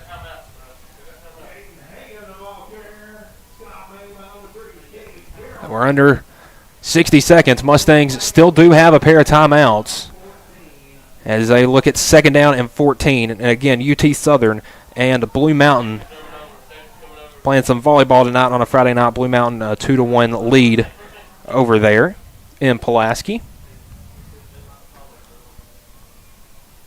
Lyles in the shotgun, gets the snap, hands it off to Hagan off the right side. Hagan looking to get some yardage and got blasted. A gain of about 3. They're going to say 3rd down and 11. And we're about under 20 seconds, about 19 and a half seconds to go. Timeout Loretto. We'll take that one with them. We'll be back in a minute. You're watching Loretto Mustangs football here on the X Sports Network. Want to take the next steps in taking care of your health? Tennessee Valley Allergy Services can make your goals a reality. Their team of doctors, nurses, and medical professionals are dedicated to providing allergy care and treatment, such as drops and shots, to fit your exact needs. Their expert services are for anyone ages 2 and older. Whether you struggle with environmental or food allergies, they've got you covered. Discover a better you at Tennessee Valley Allergy Services, located right next to the Zaxby's in Lawrenceburg. Book online or call 931-325-0757 to schedule your appointment today. This is the X Sports Network. And we're back. 19 and a half seconds to go here in the first half. Loretto looking to get on the board for the first time. It's been about 6 quarters now since the Mustangs have scored a touchdown. Went scoreless last week against Lawrence County. And on 3rd and 11, Lewis County has all their defensive backs lined up at least 10 yards from the line of scrimmage. Mustangs 2 receivers to the near side, 2 more over there to the top of your screen. Lyles in the shotgun gets the snap, looking. He's going to step up, and he's going to fire it out to the outside. Andrew Riley dropped it. Had some open yardage in front of him, but wasn't able to bring it in. Turned upfield a bit too soon. Lyles, an incredible job to get that pass out.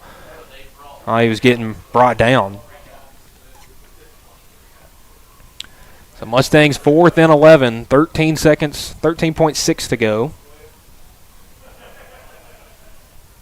And the Mustangs on the 46 would probably need around the 15 or the 20 for a possible field goal.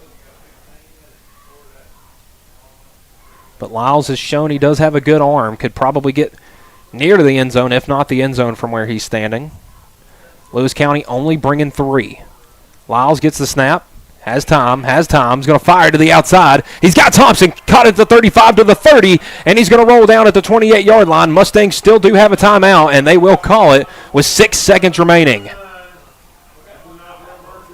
6.2 to go. Mustangs call a timeout. We'll keep it here as we approach halftime. 6.2 to go. Thompson on the big catch right there. Got about 16 there.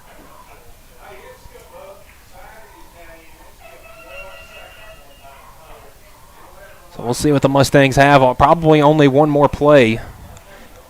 Can maybe get 2. You would have to get out of bounds. They don't have any timeouts remaining. But I'm not sure if there was a play you could get out of bounds quick enough to help you really any. I mean, it'd just make it a shorter throw to the end zone. Because, again, they'd probably still need another 13, 14 yards probably for to attempt a field goal. So we'll see what the Mustangs have coming up. They've shown some life here on this drive. So Lawrence County and Giles County getting going up there in the battle for the cowbell up in Lawrenceburg. Not exactly sure what the word is up in Summertown. They're at home against Cascade tonight. And what do we have here? We got another timeout, this one from Lewis County. We will take this one with them, so we'll be back in a minute. You're watching Mustangs football on the X Sports Network. Arts, crafts, stationery, journals, books, educational toys, wrapping paper, devotionals, greeting cards, and much more can all be found at Paper and Thread in downtown Lawrenceburg. Shop local to find the perfect gift or have a custom gift basket made for just the right occasion.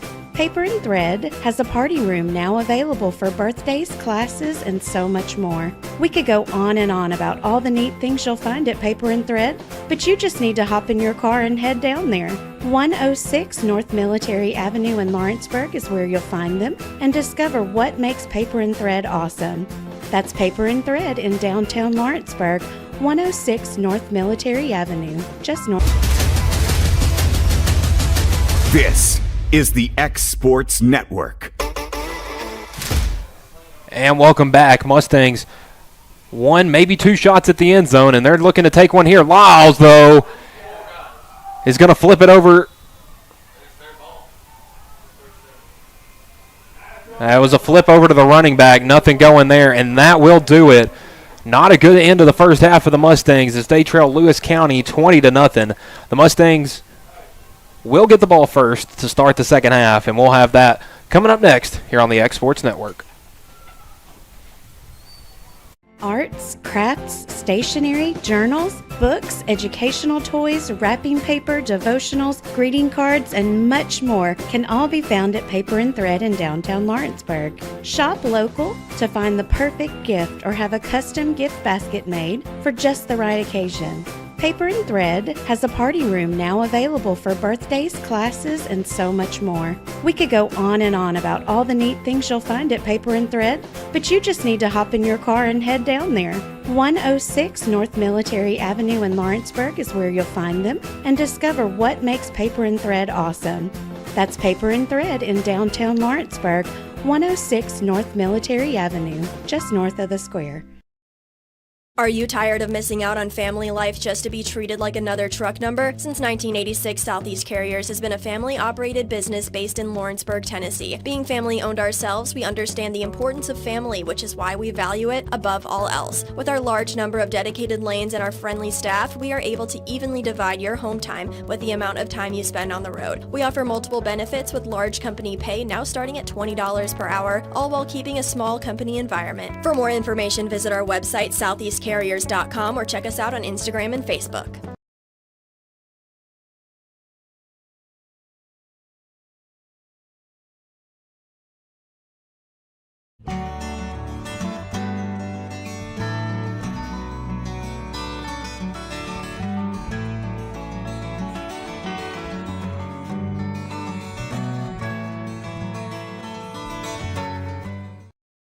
A&M Medical is Lawrence County's newest medical clinic, specializing in urgent and primary care. Practitioners Andrea Bain and Meredith Hutton bring years of experience and compassion to keep you and your family healthy. A&M Medical features a separate well waiting room to meet your needs. Visit today and ask about A&M's weight loss program and telemedicine services. That's A&M Medical, located at 2367 Highway 43 South in Leoma, Tennessee.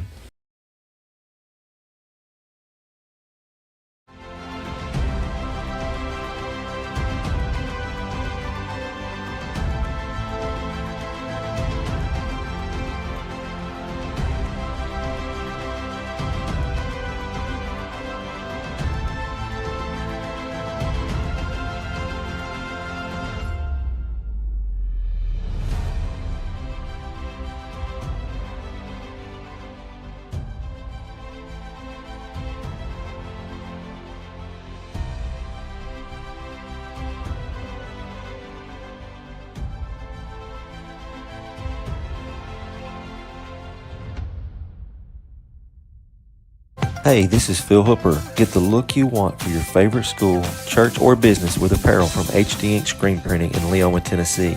Got a logo you need embroidered or screen printed? Let HD Ink give you the professional look that sets the bar in today's world. We do fundraisers and custom designed apparel and so much more. Call today, 931-201-2961, or come see us at our new shop located at 26 Ingram Road in Leoma. Remember, HD Ink for the look you want and the look you deserve. Welcome to the Funky Fact Files, where we share some of the funkiest facts you're ever going to hear. Everyone seems to love pizza. At least 93% of Americans have eaten some in the last month. So what type of person doesn't like pizza? A weirdo. Get it? A weird dough. They made me say that. Here's our list of the top 5 funkiest facts about pizza. Number 5, you can deliver pizza to outer space. Pizza Hut did it in 2001 to the International Space Station. The tip was astronomical. What are these, dad jokes? Number 4, spinning pizza isn't for show. It helps spread the dough evenly. This is serious stuff. There are teams that compete in this during the World Pizza Championship. Number 3, pizza has been used to solve crimes and prevent them. In 2010, DNA was taken from a pizza to catch a criminal. And in 2008, a delivery person in Florida was almost robbed, but he threw a hot pizza at his would-be robber and was able to escape. Number 2, Americans eat 350 slices of pizza every second. That's enough pizza in a year to reach all the way to the moon, and then some. And number 1, pizza delivery drivers average about 10 miles round trip on a single delivery. But the longest pizza delivery, besides outer space, that doesn't really count, is from Cape Town, South Africa, to Sydney, Australia. And there you have it. 5 funky facts from the Funky Fact Files. Don't forget to subscribe to our channel and enjoy all the other videos we have to offer. From the Tennessee Valley Weather Channel, this is your sports forecast.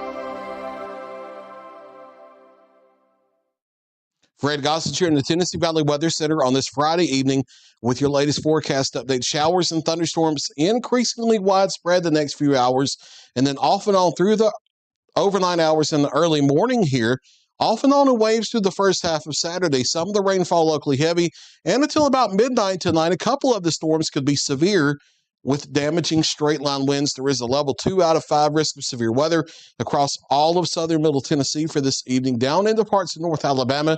Even south of that, we're talking about a level 1 out of 5 risk. Tornado threat is very minimal. It's as close to 0 as it can be. Not really expecting tornadoes. You can just never completely rule out a small spin up anytime you have a severe thunderstorm on the board. Damaging winds are the main threat with a few of the storms this evening, maybe as high as 60 to 65 miles an hour. That can knock down trees and power lines, cause some damage, maybe some isolated small hail up to quarter size here and there, and some localized street flooding both tonight and the first half of Saturday, but not a big major widespread flooding threat. Showers and thunderstorms increasingly widespread as we head through the late evening and the overnight. It will come in off and on waves, though. More showers and thunderstorms Saturday morning, but notice the rain-cooled air with temperatures in the 60s. I'm not expecting these to be severe, but lightning, heavy rain, maybe some 20, 30, 40 mile per hour wind gusts, tapering off by midday, a few showers into the afternoon. and then turning cooler as we head to tomorrow night with clearing skies. We'll be down to the low to mid 50s for overnight lows as we head toward daybreak here on our Sunday morning. Mostly sunny skies, highs up near 80 or so, give or take a few degrees. Partly cloudy here as we head into our Monday and our Tuesday, but rain chances are going to stay down near the coast here as we go into the week ahead. So once we get through the storms tonight and the storms the first half of Saturday, we're going to shut off the rain chances here for several days. Temperatures only in the mid-70s for Saturday because of the rain-cooled air around, but we do start easing back into the low 80s for Sunday and Monday and the mid to upper 80s for the rest of next week. So as you grab that first cup of coffee in the morning, it's going to be rumbly out there and rainy and maybe gusty as well, but I don't think the morning storms are going to be severe for our Saturday here, starting in the mid-60s, gradually getting out of the 60s into the mid-70s by the afternoon. Heavy rain shuts off by the afternoon, but maybe a lingering shower. And then we're back to partly cloudy to mostly sunny skies Sunday into Monday, increasing sunshine and slightly warmer temperatures from the weekend as we head into a large part of next week. That's your latest 7-day forecast. We'll get you back to the Friday night football game coverage here on the X Sports Network. Efficiency, reliability, accuracy. Move forward with your real estate sale or purchase with Title and Escrow of Lawrence County, the most experienced closing team around. Working with clients locally and throughout the state, we offer a wide range of services, including the expertise of an on-staff attorney, backed by our more than 49 years experience in titles and closings. We get the job done on time at a fair price and ensure every last detail is correct. Our goal is to give you peace of mind. When you work with us, you work with people who live where you do. We understand the importance of the real estate community and strive to build strong relationships with all parties involved in the process. Whether you're buying a home, selling a business, acquiring land, or anything in between, you're in good hands with Title and Escrow of Lawrence County. Put the most experienced closing team on your side. Contact Title and Escrow of Lawrence County today.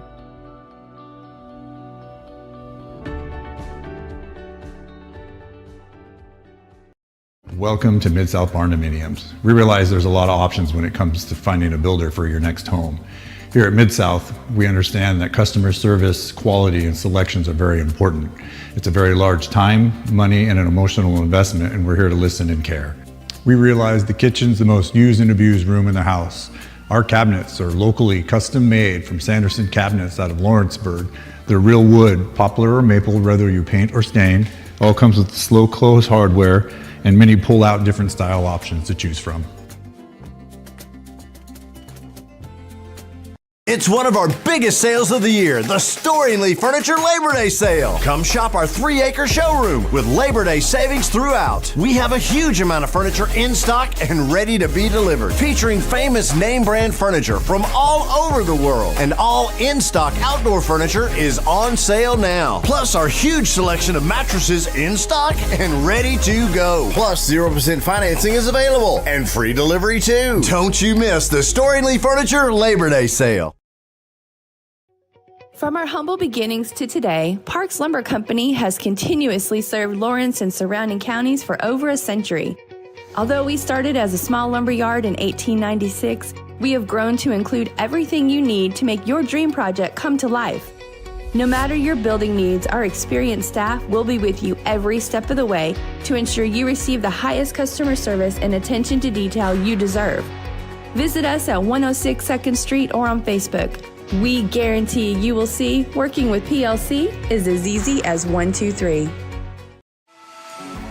For decades, First Class Charter has provided high-quality motor coach transportation services to the Tennessee Valley.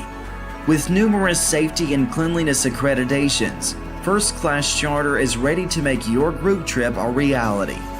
Contact us today by visiting firstclasscharter.net.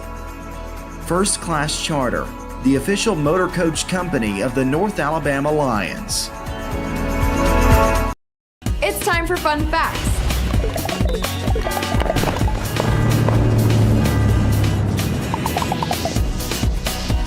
Kentucky is an incredible state. Whether it's the largest amount of gold stored anywhere in the world at Fort Knox or Mammoth's Cave, the world's longest cave, Kentucky has a lot to offer. Kentucky is our 15th state, having joined the Union on June 1st, 1792. Here are 5 fun facts about Kentucky. 1. So there are quite a few firsts in Kentucky, like a lot. The first commercial oil well was in McCreary County in 1819. The first time the public saw an electric light was in Louisville during the Southern Exposition in 1883. The first cheeseburger was served in 1934 at Colin's Restaurant in Louisville. The first observance of Mother's Day in 1887 was in Henderson, and the first American performance of a Beethoven symphony was in Lexington in 1817. I told you there were a lot. 2. The only monument south of the Ohio River dedicated to Union soldiers who died in the Civil War is in Vanceburg, Kentucky. 3. More than half of all of the soldiers killed during the War of 1812 were from Kentucky. Number 4. The song Happy Birthday to You was created by 2 sisters from Louisville in 1893. Happy birthday to you. Happy birthday to you. And get this, I can actually sing that without getting in trouble now because it's public use as of 2016. Number 5. The only city in the United States built within a meteor crater is in Middlesboro, Kentucky. And there you have it, 5 fun facts about Kentucky. See you next time on Fun Facts.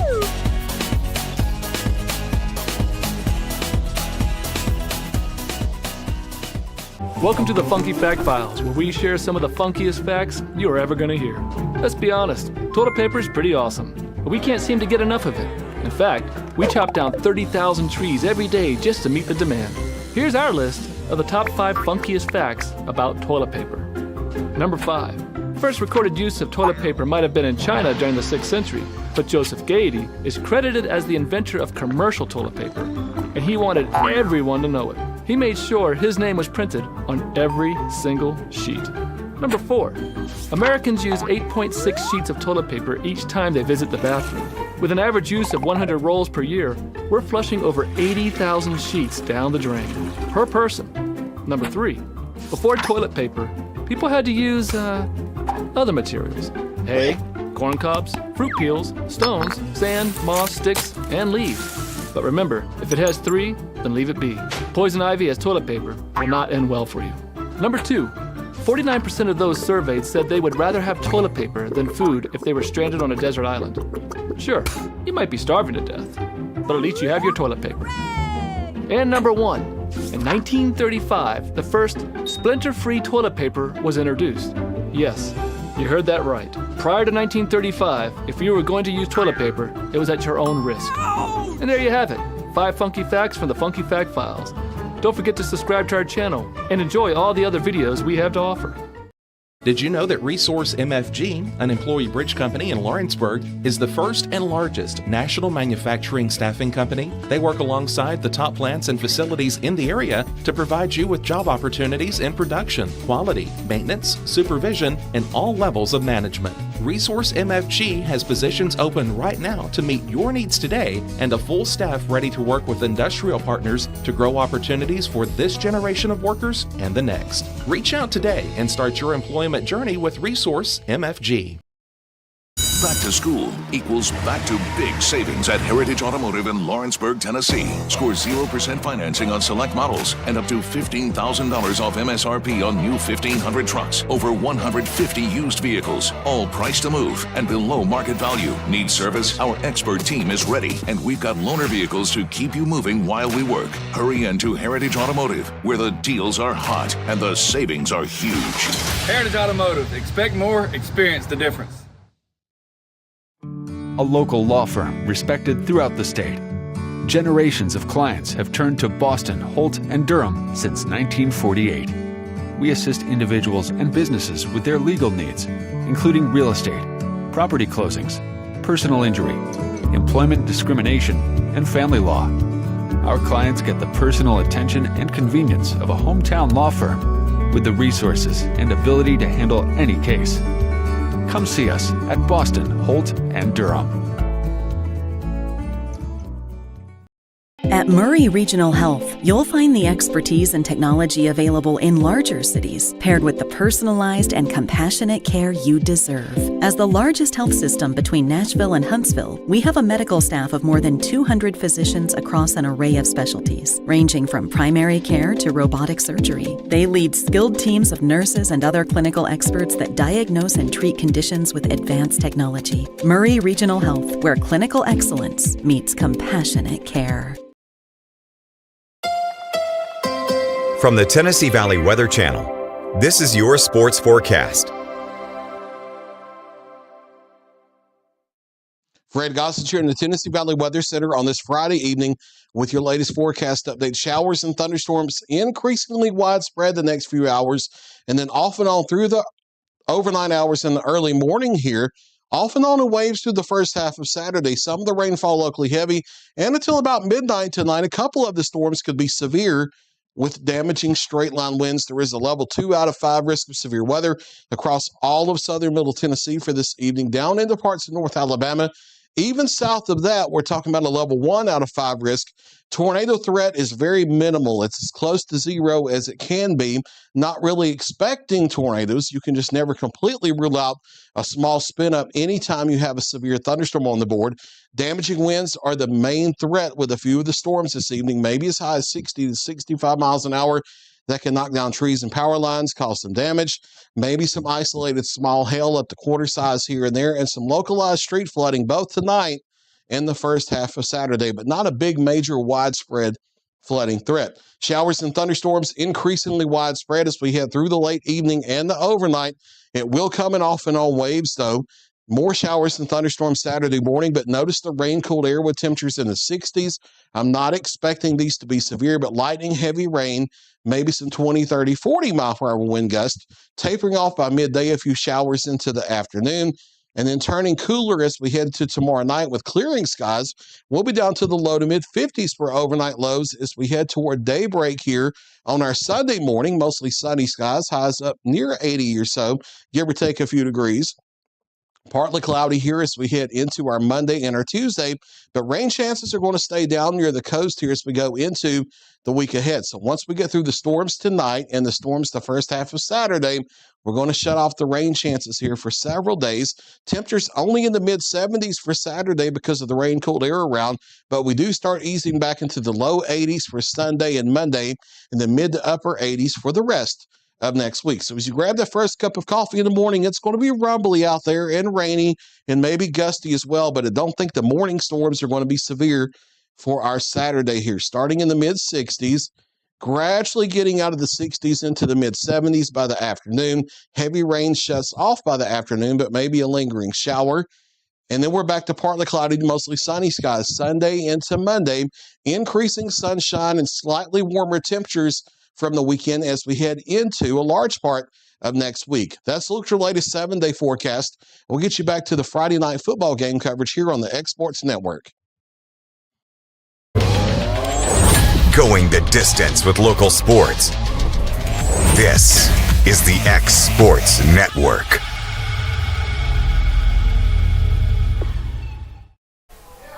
And welcome back out here to LM Forsyth Memorial Field here on the campus of Loretto High School.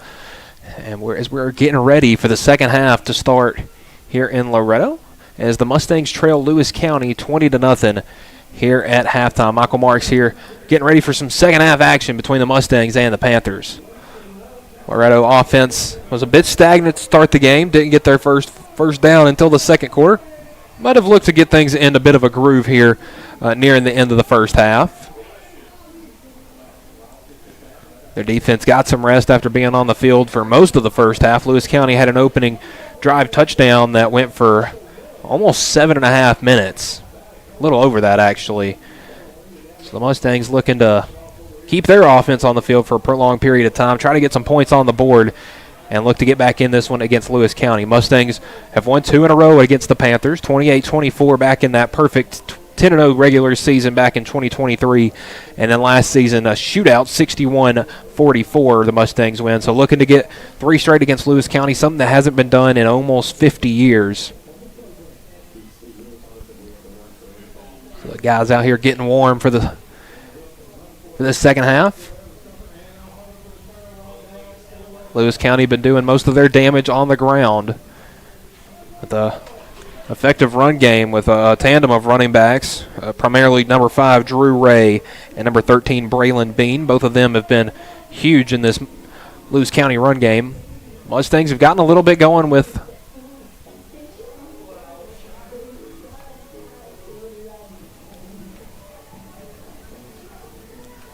so Colby Brown on the ground has been good for the Mustangs in the first half. Through the air, only a handful of receptions, the biggest of which being a touchdown catch, or just a reception for Dylan Thompson. As my producer Taylor Ply going to hop on here for the second half. We got a little almost under a minute. So yeah, we got the just feel like you're all alone, just talking by yourself. I can always strike up a conversation with myself. I don't know if that's a good thing or a bad thing. I tell you what, though, this Loretto Mustang team, they shot themselves in the foot, at least on a couple of drives, with interception on one and a fumble, lost that fumble on that other one. Both of them towards like midfield. Yeah. So it's like they're getting towards, getting into Lewis County territory, and then all of a sudden they just kind of end up shooting themselves in the foot, and all of a sudden you look and it's a 20-0 game. Yeah, I mentioned earlier in our pregame show, me and AJ talking about what the key was to victory for the Mustangs, and it was not turning over the ball. Already 2 turnovers in the first half. 1 interception that was more of an arm punt than anything, so that one doesn't hurt you necessarily, but Lewis County did score off that drive, and then the next a fumble. So, just shooting themselves in the foot really has been the detriment of the Mustangs in the first half, but they will start the second half with the ball, so a chance to get on the board here. Give credit to Lewis County, though. They've taken advantage of the miscues that Loretto has had and gone up 3 scores, and honestly went up 2 scores pretty quickly from the initial 7 points. It was 14-0, then very quickly 20-0 after that. Yeah, they've done a really good job. Quarterback Colt Skelton, more of an outside the pocket kind of guy, has done a good job keeping the Mustangs defense on their toes with his running game and with his arm. So the Mustangs will send their guys out there to return.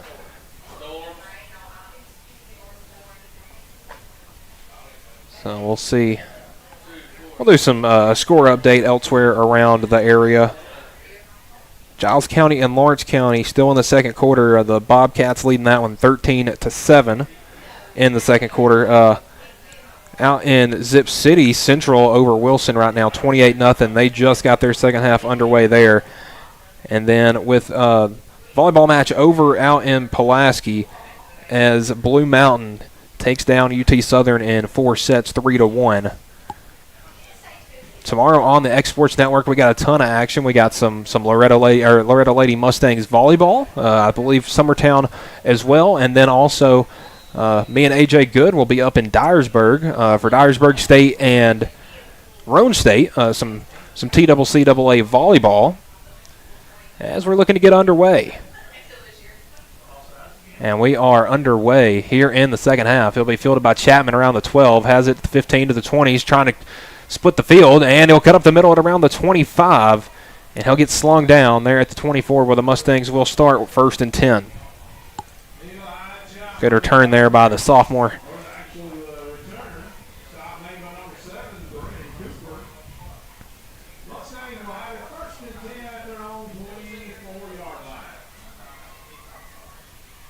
So the Mustangs were running a spread offense their first 2 drives of the game, and then kind of went to that wishbone look later in the half. We'll see what's going on. We'll see what they come out with here. Looks to be that similar formation. Score update from Summertown. The Eagles up 7-0 over Cascade. 7 minutes to go in the first quarter there, so a couple of late starts. And looks like the Mustangs have handed off. I believe that's Riley. And he'll cut around the outside to about the 27. Looks to be a gain of 4, maybe 5, and that'll bring up 2nd down and 5. Didn't see much of Riley in the first half. Got a couple of carries, but not much. And they will give him 4 out there, so 2nd and 6.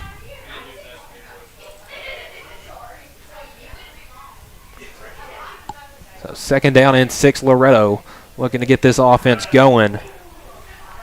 They've gone 6 quarters now without reaching the end zone. Lyles under center.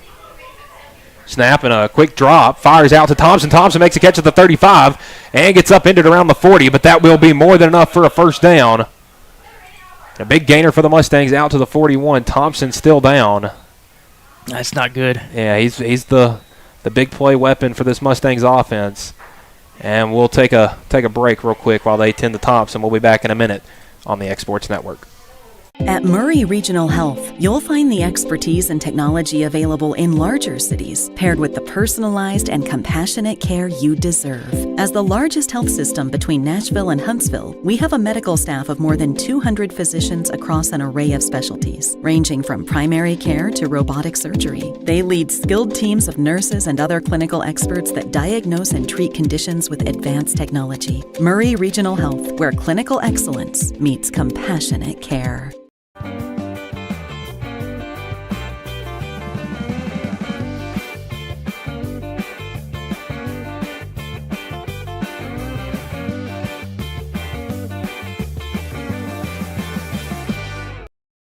Welcome to the newly remodeled Brass Lantern. For over 30 years, we've been serving delicious food to excellent people. Brass Lantern takes pride in authenticity, serving fresh, homemade food to please any member of the family. From mouth-watering to one-of-a-kind steaks served with gourmet marinade, to salad with our signature honey mustard dressing, specialty fruit tea, drafts, and much more. Our food is always prepared daily. Whether you come in with friends or family, you'll appreciate that fresh is better. Since opening our doors in 1904, Builtwell Bank has existed to be the local economic engine for the communities we serve.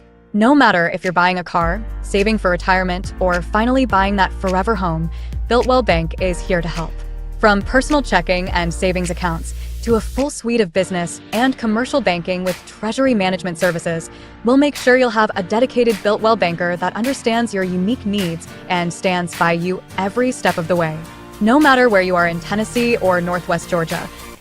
And welcome back. Thompson helped off to the sideline, was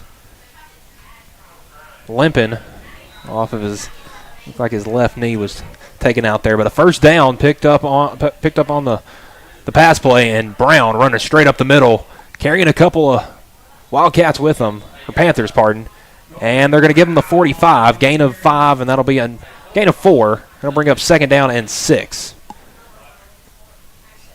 Michael Marks here with my producer Taylor Plott on the mic now, here for the second half, and Thompson, not a guy the Mustangs would want to lose on the offense. No, not at all. And, we're talking during the break. It kind of looked like he got his legs kind of taken out from underneath him. So hopefully it's something that's not too serious. Yeah. But those are always ones that if you just land a little funky from that could be a problem. But hopefully he's okay. So second down and about 5. Mustangs need the other 49 for a first down. And a handoff. No, Lyle's going to keep it running around the outside. Makes a move, and it looks like he's going to lose a yard there on the scramble. So that'll bring up third down and give or take 6.5, 7 yards.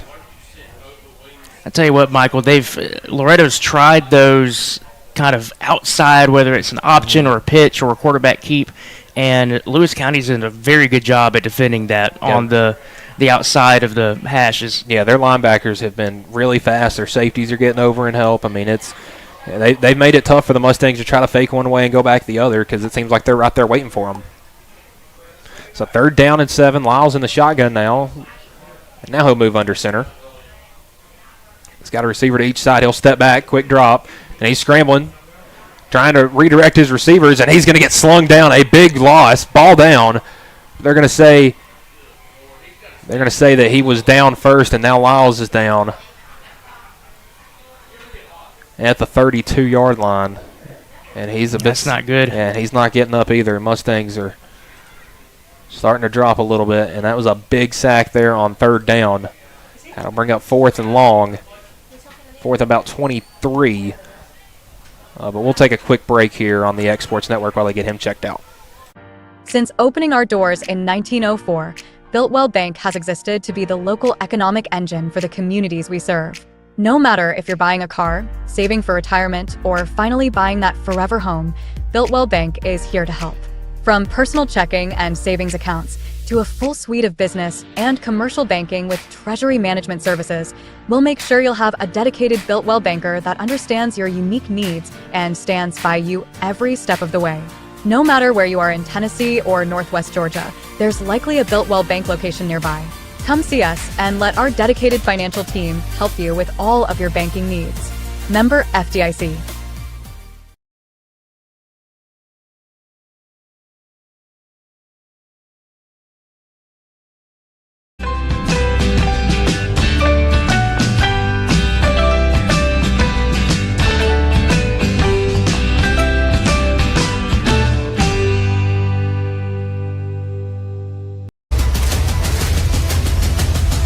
This is the X Sports Network.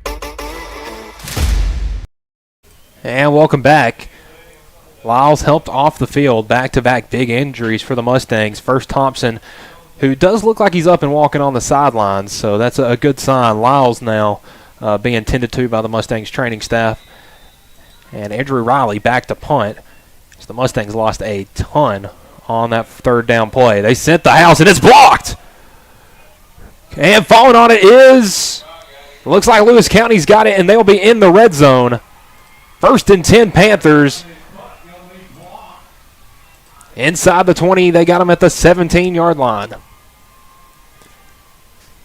Yeah, the defense came hard on that one. I was seeing that take place. I'm like, that's getting close to being blocked, and sure enough, it was. Yeah, they started sending kind of a couple more guys these past couple of times, and they've been getting close and finally got one. So Lewis County setting up in very good field position at the 17, where they'll take over 1st down and 10, their first drive here in the second half. You'd almost expect that this is you cannot allow them to score for Loretto. Well, more than a field goal. A field goal will keep it at a 3-score game. Yes. You can't get them in the end zone. And play action, little flip out to the tight end and running over a man. And he's still out. Or still up, pardon. And then eventually he'll be wrestled down by a host of Mustangs. Good gain there from the tight end, Cade Carroll. Got about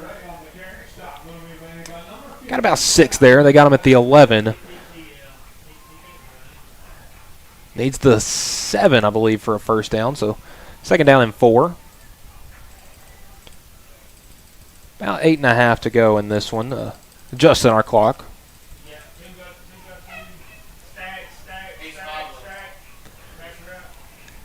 And we got stacked receivers to each side.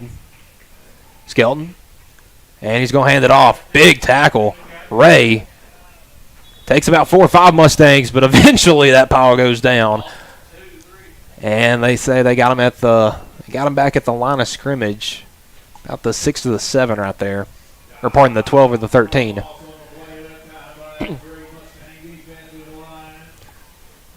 Mustangs so far doing what they need to do. Yeah, it's brought up a 3rd down and medium. Want to get a stop right here.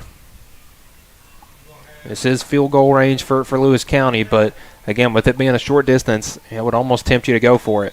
And Lewis County's coach on the field calling a timeout. We'll take that timeout with them. You're watching Mustangs football here on the X Sports Network.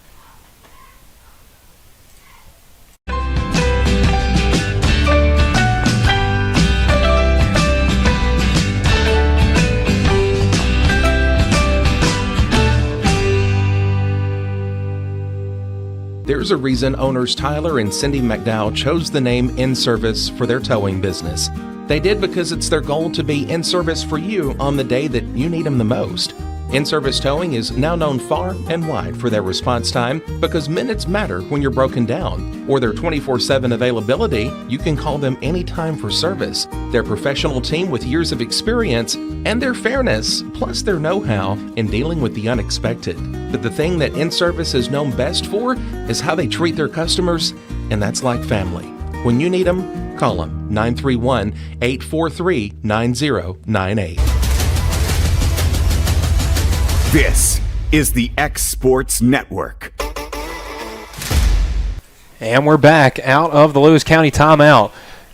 Their coach Ronnie Yasir saw something he didn't like. And now they got a trips back set, and they're going to run it up the middle, and he's going to be short. So 4th and about 2.5. Will bring up a big decision now for Coach Yeaser and the... What's that, the kicker might be on?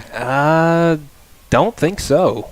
So it looks like they're keeping the offense on the field, and they're going to go for it. They are. So a huge play now for both these teams. Lewis County can kind of put this one on ice if they pick this up and end up scoring on this drive. But Loretto, if they get a stop, this it definitely brings up an interesting drive. 4th down and 3. They're going to hand off to Ray up the middle. 1st down and a little bit more. Drew Ray. Looks like he set up the Panthers 1st and goal at the 6. Another Mustang down here. And an official timeout for the injury. Can't tell who we got down there for the Mustangs, but I don't know if this is cramping or what. Obviously, he was in a pile over there.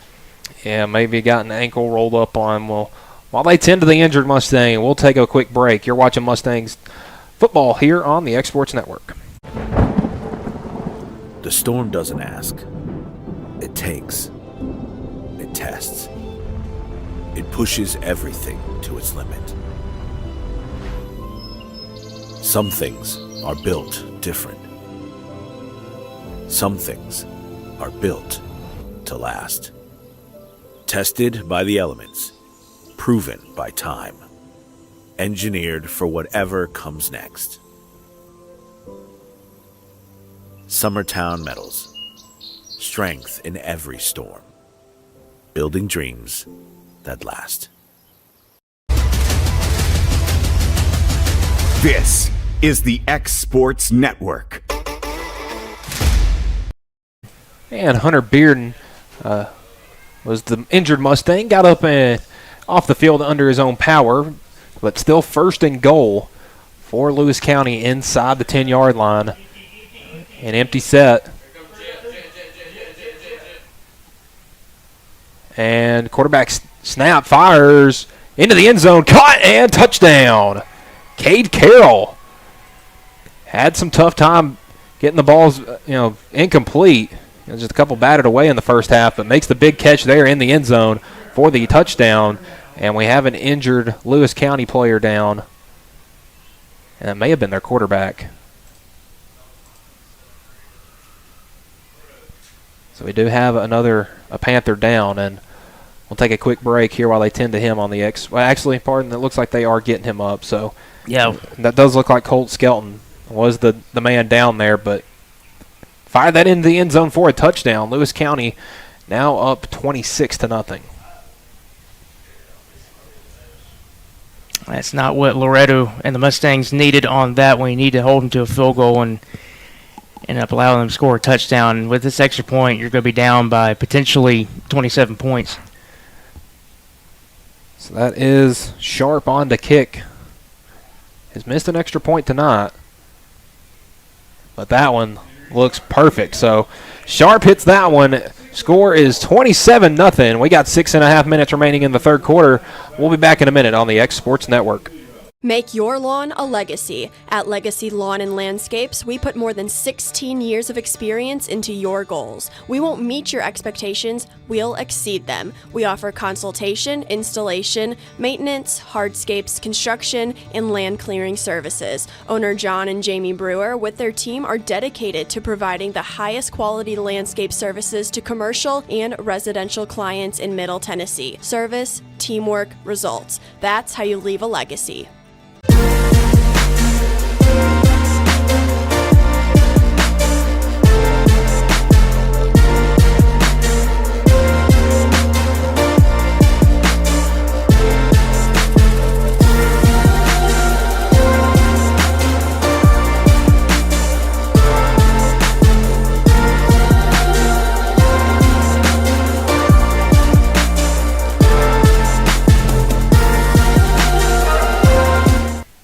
And welcome back.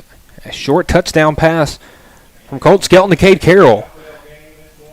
A 6-yard touchdown gets Lewis County back on the board as they lead Loretto 27-0. Michael Marks alongside my producer Taylor Plott, bringing you Mustangs football here on a cloudy and almost stormy Friday night. I missed the storms, at least down here. Yeah, you go about 10 miles north, you got it. Yeah, Lawrence County and Summertown, two teams in this county that ended up having to start their game late. Fielded at the 10 by the Mustangs, 15-20. Out to the 25, and a good return by Chapman out to about the 27. That's where the Mustangs will start. We'll get some score updates from elsewhere around the region. Right now for Region 5, I actually don't have any score updates to give currently on Coach T. Elsewhere in the county, though, Lawrence County currently up 14-13 over Giles County in the first half, still there. And then Summertown and Cascade, the Eagles are leading that one 10-0. Also early in the second half, or early in the second quarter there. Here we got 6.5 to go. Loretto has the ball at the 29-yard line there. Mustangs have been battling some injuries as of late with Ben Lyles in the game now, and then Dylan Thompson, who currently on the sidelines. Lyles gets the snap, handoff up the middle, and nothing going right there. Slung down after the whistle, Andrew Riley. Loss of about... I think they gave him the line of scrimmage back. Yeah, it was close.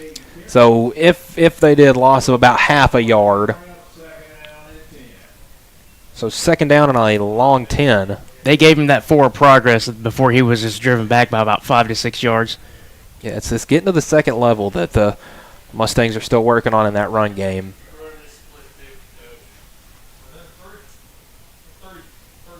So Lyles under center. 9 Panthers in the box. And a handoff up the middle, and the ball's on the ground. Riley falls on it. And he lost a couple of yards there, about 5. And that'll bring up 3rd down and 15. Riley lucky to fall on that one. So 3rd and 14. They gave him the 25 back. Just not getting anything going on offense tonight. And then, props to Lewis County. Their defense has been stout all night, keeping the Mustangs from really breaking anything long. I believe the Mustangs' longest play is somewhere in the 15 to 20-yard range right now, and Lewis County multiple 40-yarders. And that one came in the end of the second quarter. That was right before halftime. So Mustangs now in a spread formation, 3rd and 14. Lyles in the shotgun's got Brown behind him at tailback. He's got 1 receiver to the near side, 2 to the far side. Lyles gets the snap. He's got some time. He's rolling to his right. Looking, trying to find somebody open. Fires it down the field and had nobody there. Incomplete. And the Mustangs go 3 and out. There is a flag down on the play, I believe. And we'll see what the call is. Usually around this spot, it's one thing and one thing only. And I believe it's the call we're about to get. See the officials coming to this near hash, and it is a holding against the Mustangs. That penalty will be declined, so it'll bring up 4th down and 14 for the Mustangs, and they'll have to punt.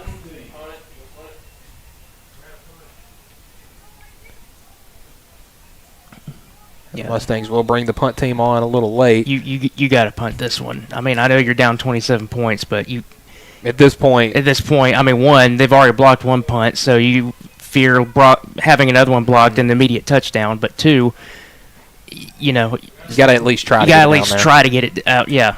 And Lewis County's got 8 guys on the line again, and hey, bring them all. And Riley gets off a beautiful spiraling punt, and it'll hop out in between looking around the 45, 46-yard line. And they'll mark it all the way back. Wow, they gave him the 40. So a big punt there from Riley. Loretto getting a favorable spot out of that one. That one easily was like the 46, 47-yard line. So they gave him the 40. So that's where Lewis County will take over 1st down and 10. Got about 4 minutes to go here in this 3rd quarter. Lewis County, a lot quicker drives have kind of slowed this game down. That first drive, they took 7 minutes off the clock, and it felt like we were almost at halftime, 30 minutes into the game. But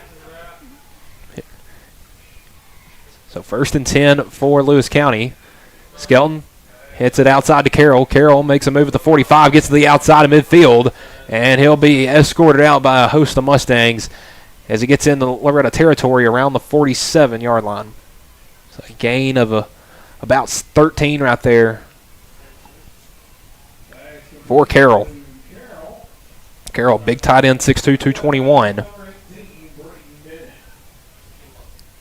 One of the bigger guys on this Lewis County roster, and that's counting the linemen.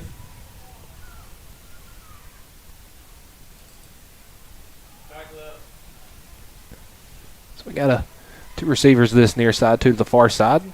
Skelton steps up in the pocket, feeling some pressure. He's going to heave it down the field. He's got a man there, and it is caught. Wow. What a catch right there. That was number 2, Kobe Feichtinger. The 5'8 junior wideout makes an outstanding catch. And they're going to say he was down at the 11. Gain of 36. And not a goal-to-go situation yet. They can get a first down at about the half-yard line. But a huge pass play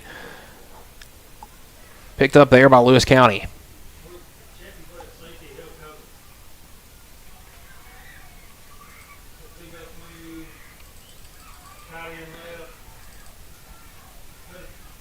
Two receivers to each side.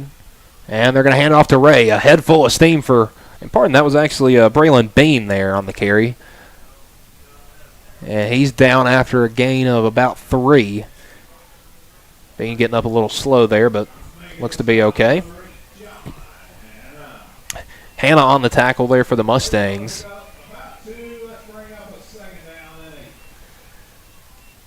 So 2nd and 7, 2nd and 8 from the 8-yard line. Same formation for the Panthers. Skelton gets the snap, looking. He's feeling some pressure, scrambles out to his left side. And he will be spinning out of a couple tackles before he is shoved out of bounds. A big hit right there by the Mustangs. And Skelton, who's came up a little slow on the last touchdown by Lewis County, is still coming up a bit slow right there. Short of a first down, it's going to bring up 3rd and about 3. Ball on the 4. They need about that 1 or a half-yard line for a first down. But 3rd down, a huge opportunity for a stop for Loretto. Well, I mean, you needed it that last drive. You didn't. Well, you definitely need it on this one if you want to have any outside chance. Coming up on the 2-minute mark left in the 3rd. They're going to bring a motion man across here to the near side. That's Aiden Wise. Snap, handoff, Ray. Ray going to the outside, cuts it up, and into the end zone. That'll be another touchdown, Lewis County. 4-yard carry there from Drew Ray. His 2nd touchdown of the night. And that puts Lewis County up 33-0 late in this 3rd quarter. And it's desperation time now for Loretto, if it wasn't before. Yeah, if it wasn't before. And I tell you what, Lewis County's just done a fantastic job just with their running game. I mean, the blocks on the interior, I mean, that was a really good hole to go through. And then the next thing you know, you're just feet away from a touchdown, and you just walk right in. And the extra point up and good from the kicker, Sharp. So we'll take a quick 15-second break. We'll be back for the Mustangs when their offense takes the field again, next on the X Sports Network.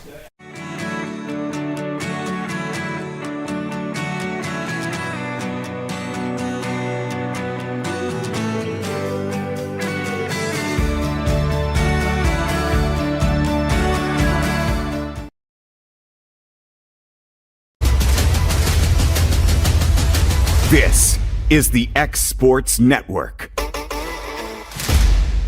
And welcome back off the short touchdown carry from Drew Ray and the good extra point from Henry Sharp. It is 34-0 Lewis County. And Taylor, Mustangs just trying to get anything on the board at this point. They're trying to get anything, and you go back to that last drive or last possession that they had on in the first half. They had a chance. They got into Lewis County territory pretty well, and they just got stopped. And you were kept off the board, and really ever since then, that has been the best drive of the game, their best field position, and I believe that's the only time the Mustangs have been across midfield. I want to say that's the case too. So Lewis County, hats off to them. They've done a fantastic job in this game, not only dominating on offense, but just holding Loretto to very few first downs and only one possession in their territory so far. Yeah, really good job. Year number 3 for Ronnie Yiser out there in Hohenwald Lewis County High School has done a great job. Struggled his first 2 years, and now in year number 3 has really put together a solid football team and back to the winning ways that Lewis County is kind of used to. Yeah, you got a new coach. You're obviously going to give, you're going to have some growing pains, and you said, going into year 3, that's usually when you start seeing a pretty good turnaround, and sure enough, Lewis County is starting to, like you said, come back to their winning ways. And a pooch kick fielded around the 12 by Chapman, up to the 15 to the 20, and ran into looked like his own guy got blocked into him there. And running into him was number 5, Tristan James.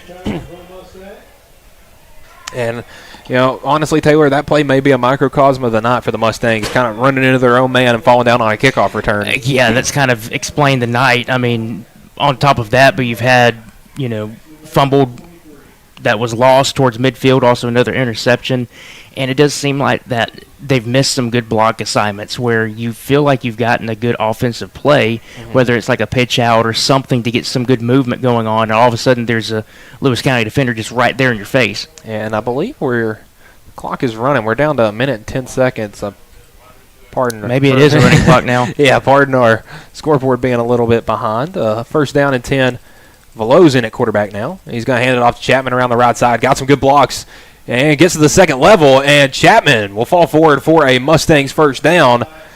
And Mustangs get a positive play, one of their longest of the night, and it'll get them a first down out to the 35.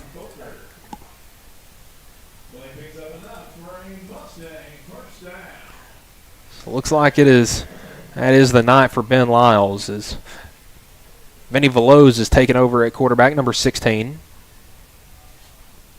And Lyles been a little banged up, so obviously want to be cautious with his health. 25 seconds and counting left in this third quarter. Mustangs have gone back to a bit of a spread look. Handoff up the middle. And helmet's flying. Yeah, helmet's coming off, and a decent gain right there on the ground. I believe that was Brown there with the ball.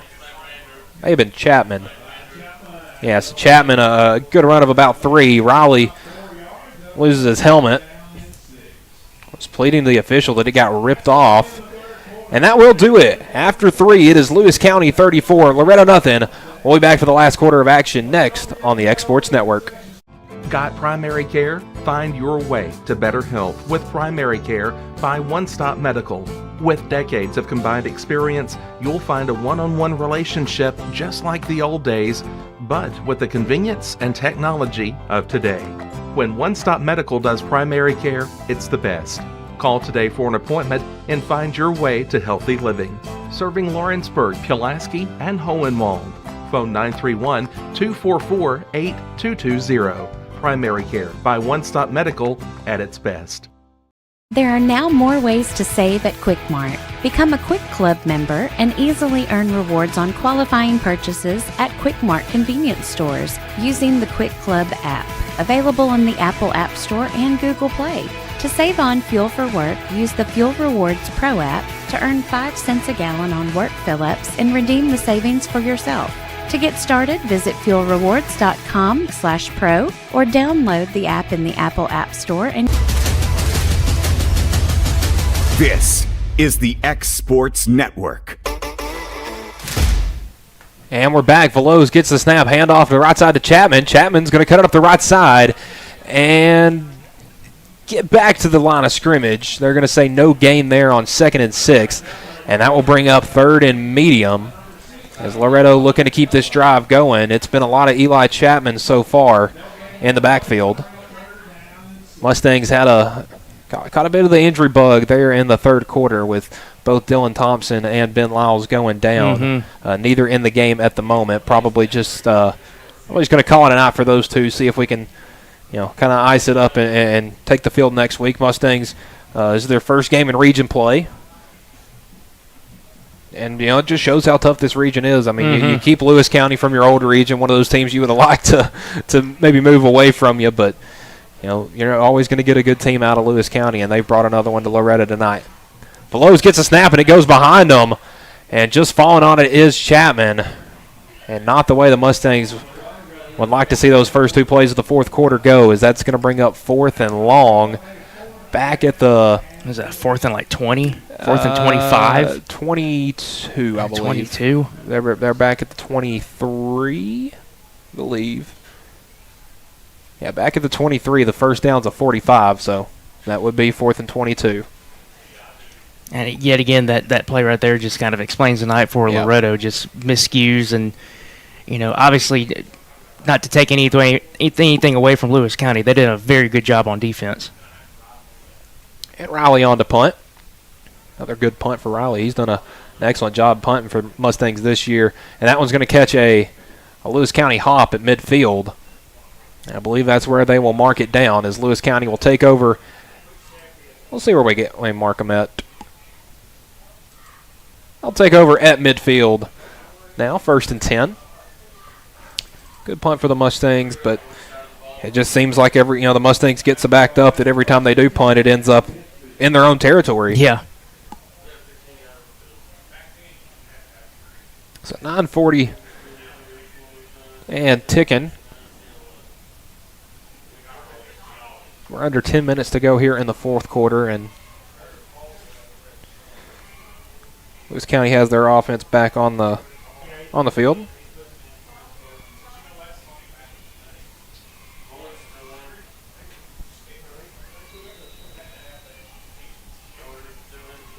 And now with it being a 30-point deficit, it is a running clock, and until the Mustangs do that, and a little double handoff right there from Lewis County. And Ray makes a move at the 40, and he's going to be all the way down inside the 35. That's where they'll mark him a gain of 16 out to the 34. And nifty little play right there from Lewis County. Snap went to Skelton, who handed it to Braylon Bean, who then handed it to Drew Ray. A little double handoff. Guess opening the playbook in the fourth quarter. Try some things out. That's definitely not a play I'd run for the first time in a big situation. Probably not. This is probably the good situation to run it in. So 1st and 10, ball at the 35-yard line. Skelton gets the snap, and he's going to roll with his pocket to the right. Fires a little out route, and it's going to be complete right at the first down marker, and carrying a couple Mustangs with him down inside the 25. Got a Mustang player hobbling, number 14. Yeah, Chapman looks like he may have rolled an ankle right there on that play, but a good catch right there from Aiden Wise, the 6'2 senior wideout. It's the first down, and we're quickly driving.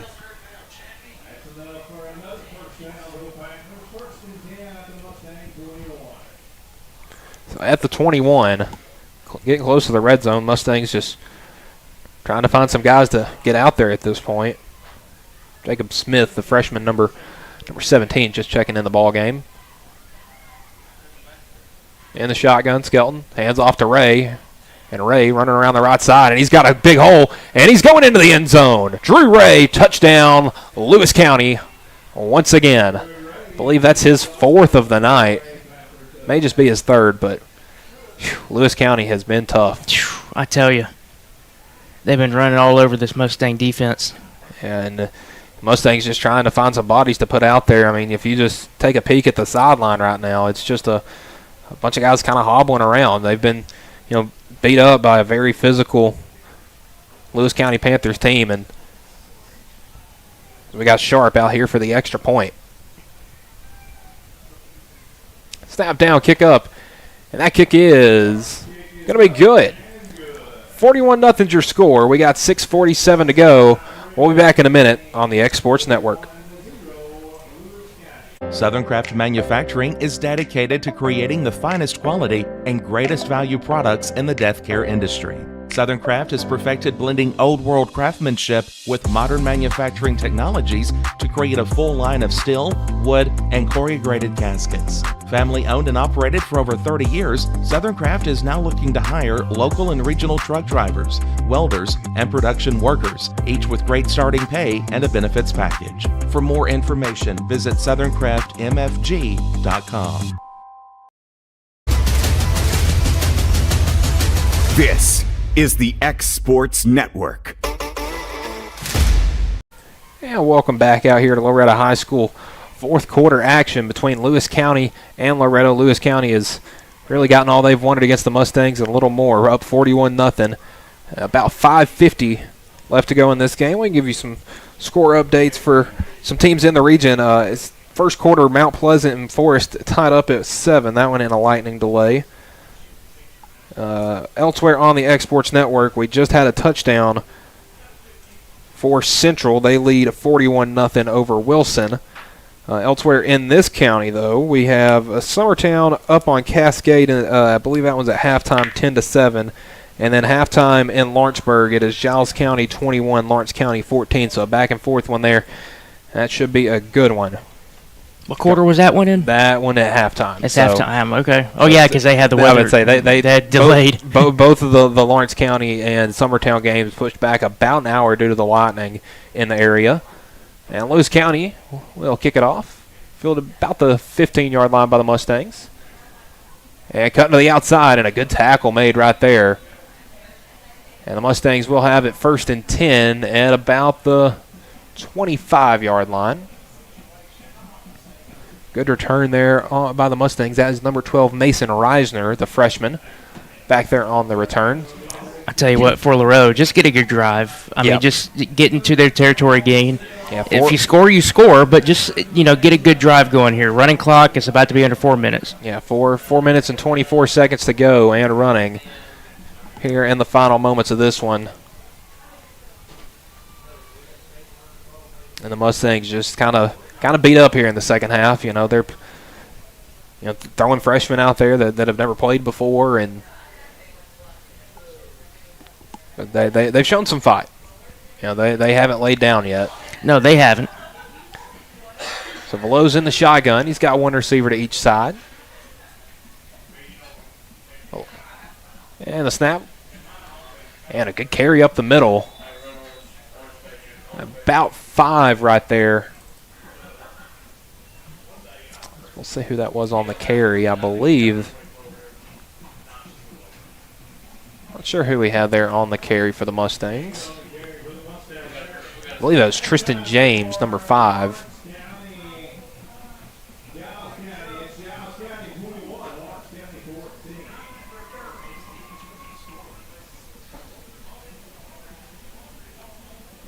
So 3:08 to 3:15 to go. Second down and 5 coming up for the Mustangs. Velo's with the snap, a handoff up the middle, and the ball's down. I believe James lost the ball, and I believe it was a Lewis County Panther that fell on it. Yep. And if that's the case, that's going to be the 3rd turnover of the night for the Mustangs.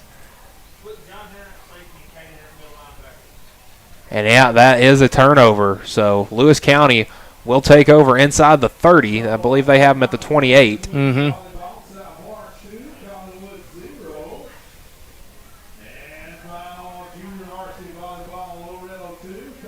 Yeah, that ball, when it came out, it just kind of died on the ground. There really wasn't no hop. It was just easy for a Lewis County defender to pick it up. Yeah, it looked like a lineman came in there unblocked and just put his helmet right on that ball. And anytime that happens, that ball's coming out. Mm-hmm.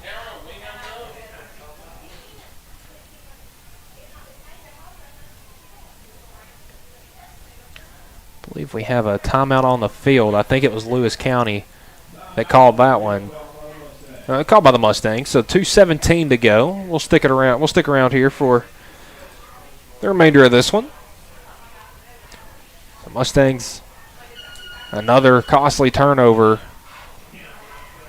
Around 2:15 to go. Michael Marks, Taylor Platt here with you. And this one just it's just not gone Loretto's way. Anytime they needed a ball to go one way, it's gone the other, and it's just been a tough Friday night.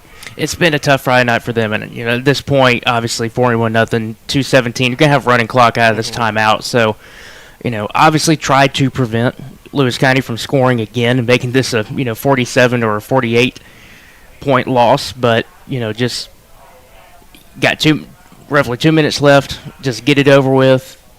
Shake this one off and look forward to next week. Yeah, Loretto, a tough schedule to open the season. Started off with Cornersville, and this Cornersville team, very good, 2-0 on the season, playing at home against Perry County tonight.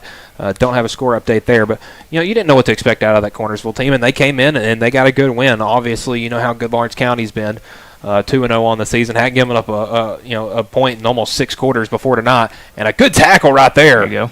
Wow, the Mustangs looked like number 8 in there on the tackle, John Hanna, with a good wrap up there on the Lewis County tailback, Knox Rainey. It was a loss of 1. So a negative play as we get to 2 minutes.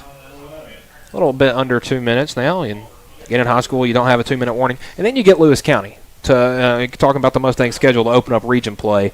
The Mustangs will be on the road next week at Scotts Hill for a big region matchup. And that could be a big game for the Mustangs. Scotts Hill 0-2 on the season. And then their next opponent after that, Collinwood. Collinwood and Scotts Hill playing tonight. So, you had a rough spot in your schedule, but, any place you want to get a couple wins back, it'd be good to do that against a region rival, a new region rival in Scotts Hill, and then in a kind of an old region foe in Collinwood. Also remaining on the Mustang schedule, Friday, September 26th, they're at Decatur County, Riverside. They get a bye week October 3rd, and then homecoming October 10th at home against Summertown, and then they'll travel to Scotts Hill the third Friday in October. October 23rd is currently a Thursday night game at Bolivar. We'll have that one here on the X Sports Network, and then again the following week another Thursday night matchup. That one will be at home against Mount Pleasant. Will be the Mustangs senior night. So we're under a minute to go in this one. I think we may have just had a timeout or Lewis County. Yeah, timeout Lewis County. We'll keep it. Well, yeah, we'll take that break with them. We'll run a couple spots here. We'll be back in a second here on the X Sports Network. The Raptor Series from Hustler Turf. A premium line of residential mowers designed with a wide stance for operator comfort, a one-piece 11-gauge steel frame and welded steel deck for added durability, finished off with premium Kawasaki V-twin power. We are Hustler Turf, and this is Hustler Country.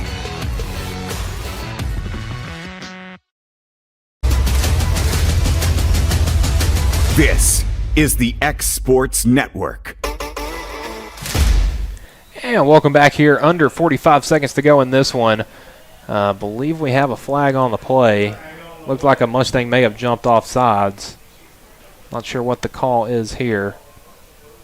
They are going to say offsides on the Mustangs, so that'll hand 5 yards back to Lewis County, and it'll bring up a 3rd and 14 now to go for the first down.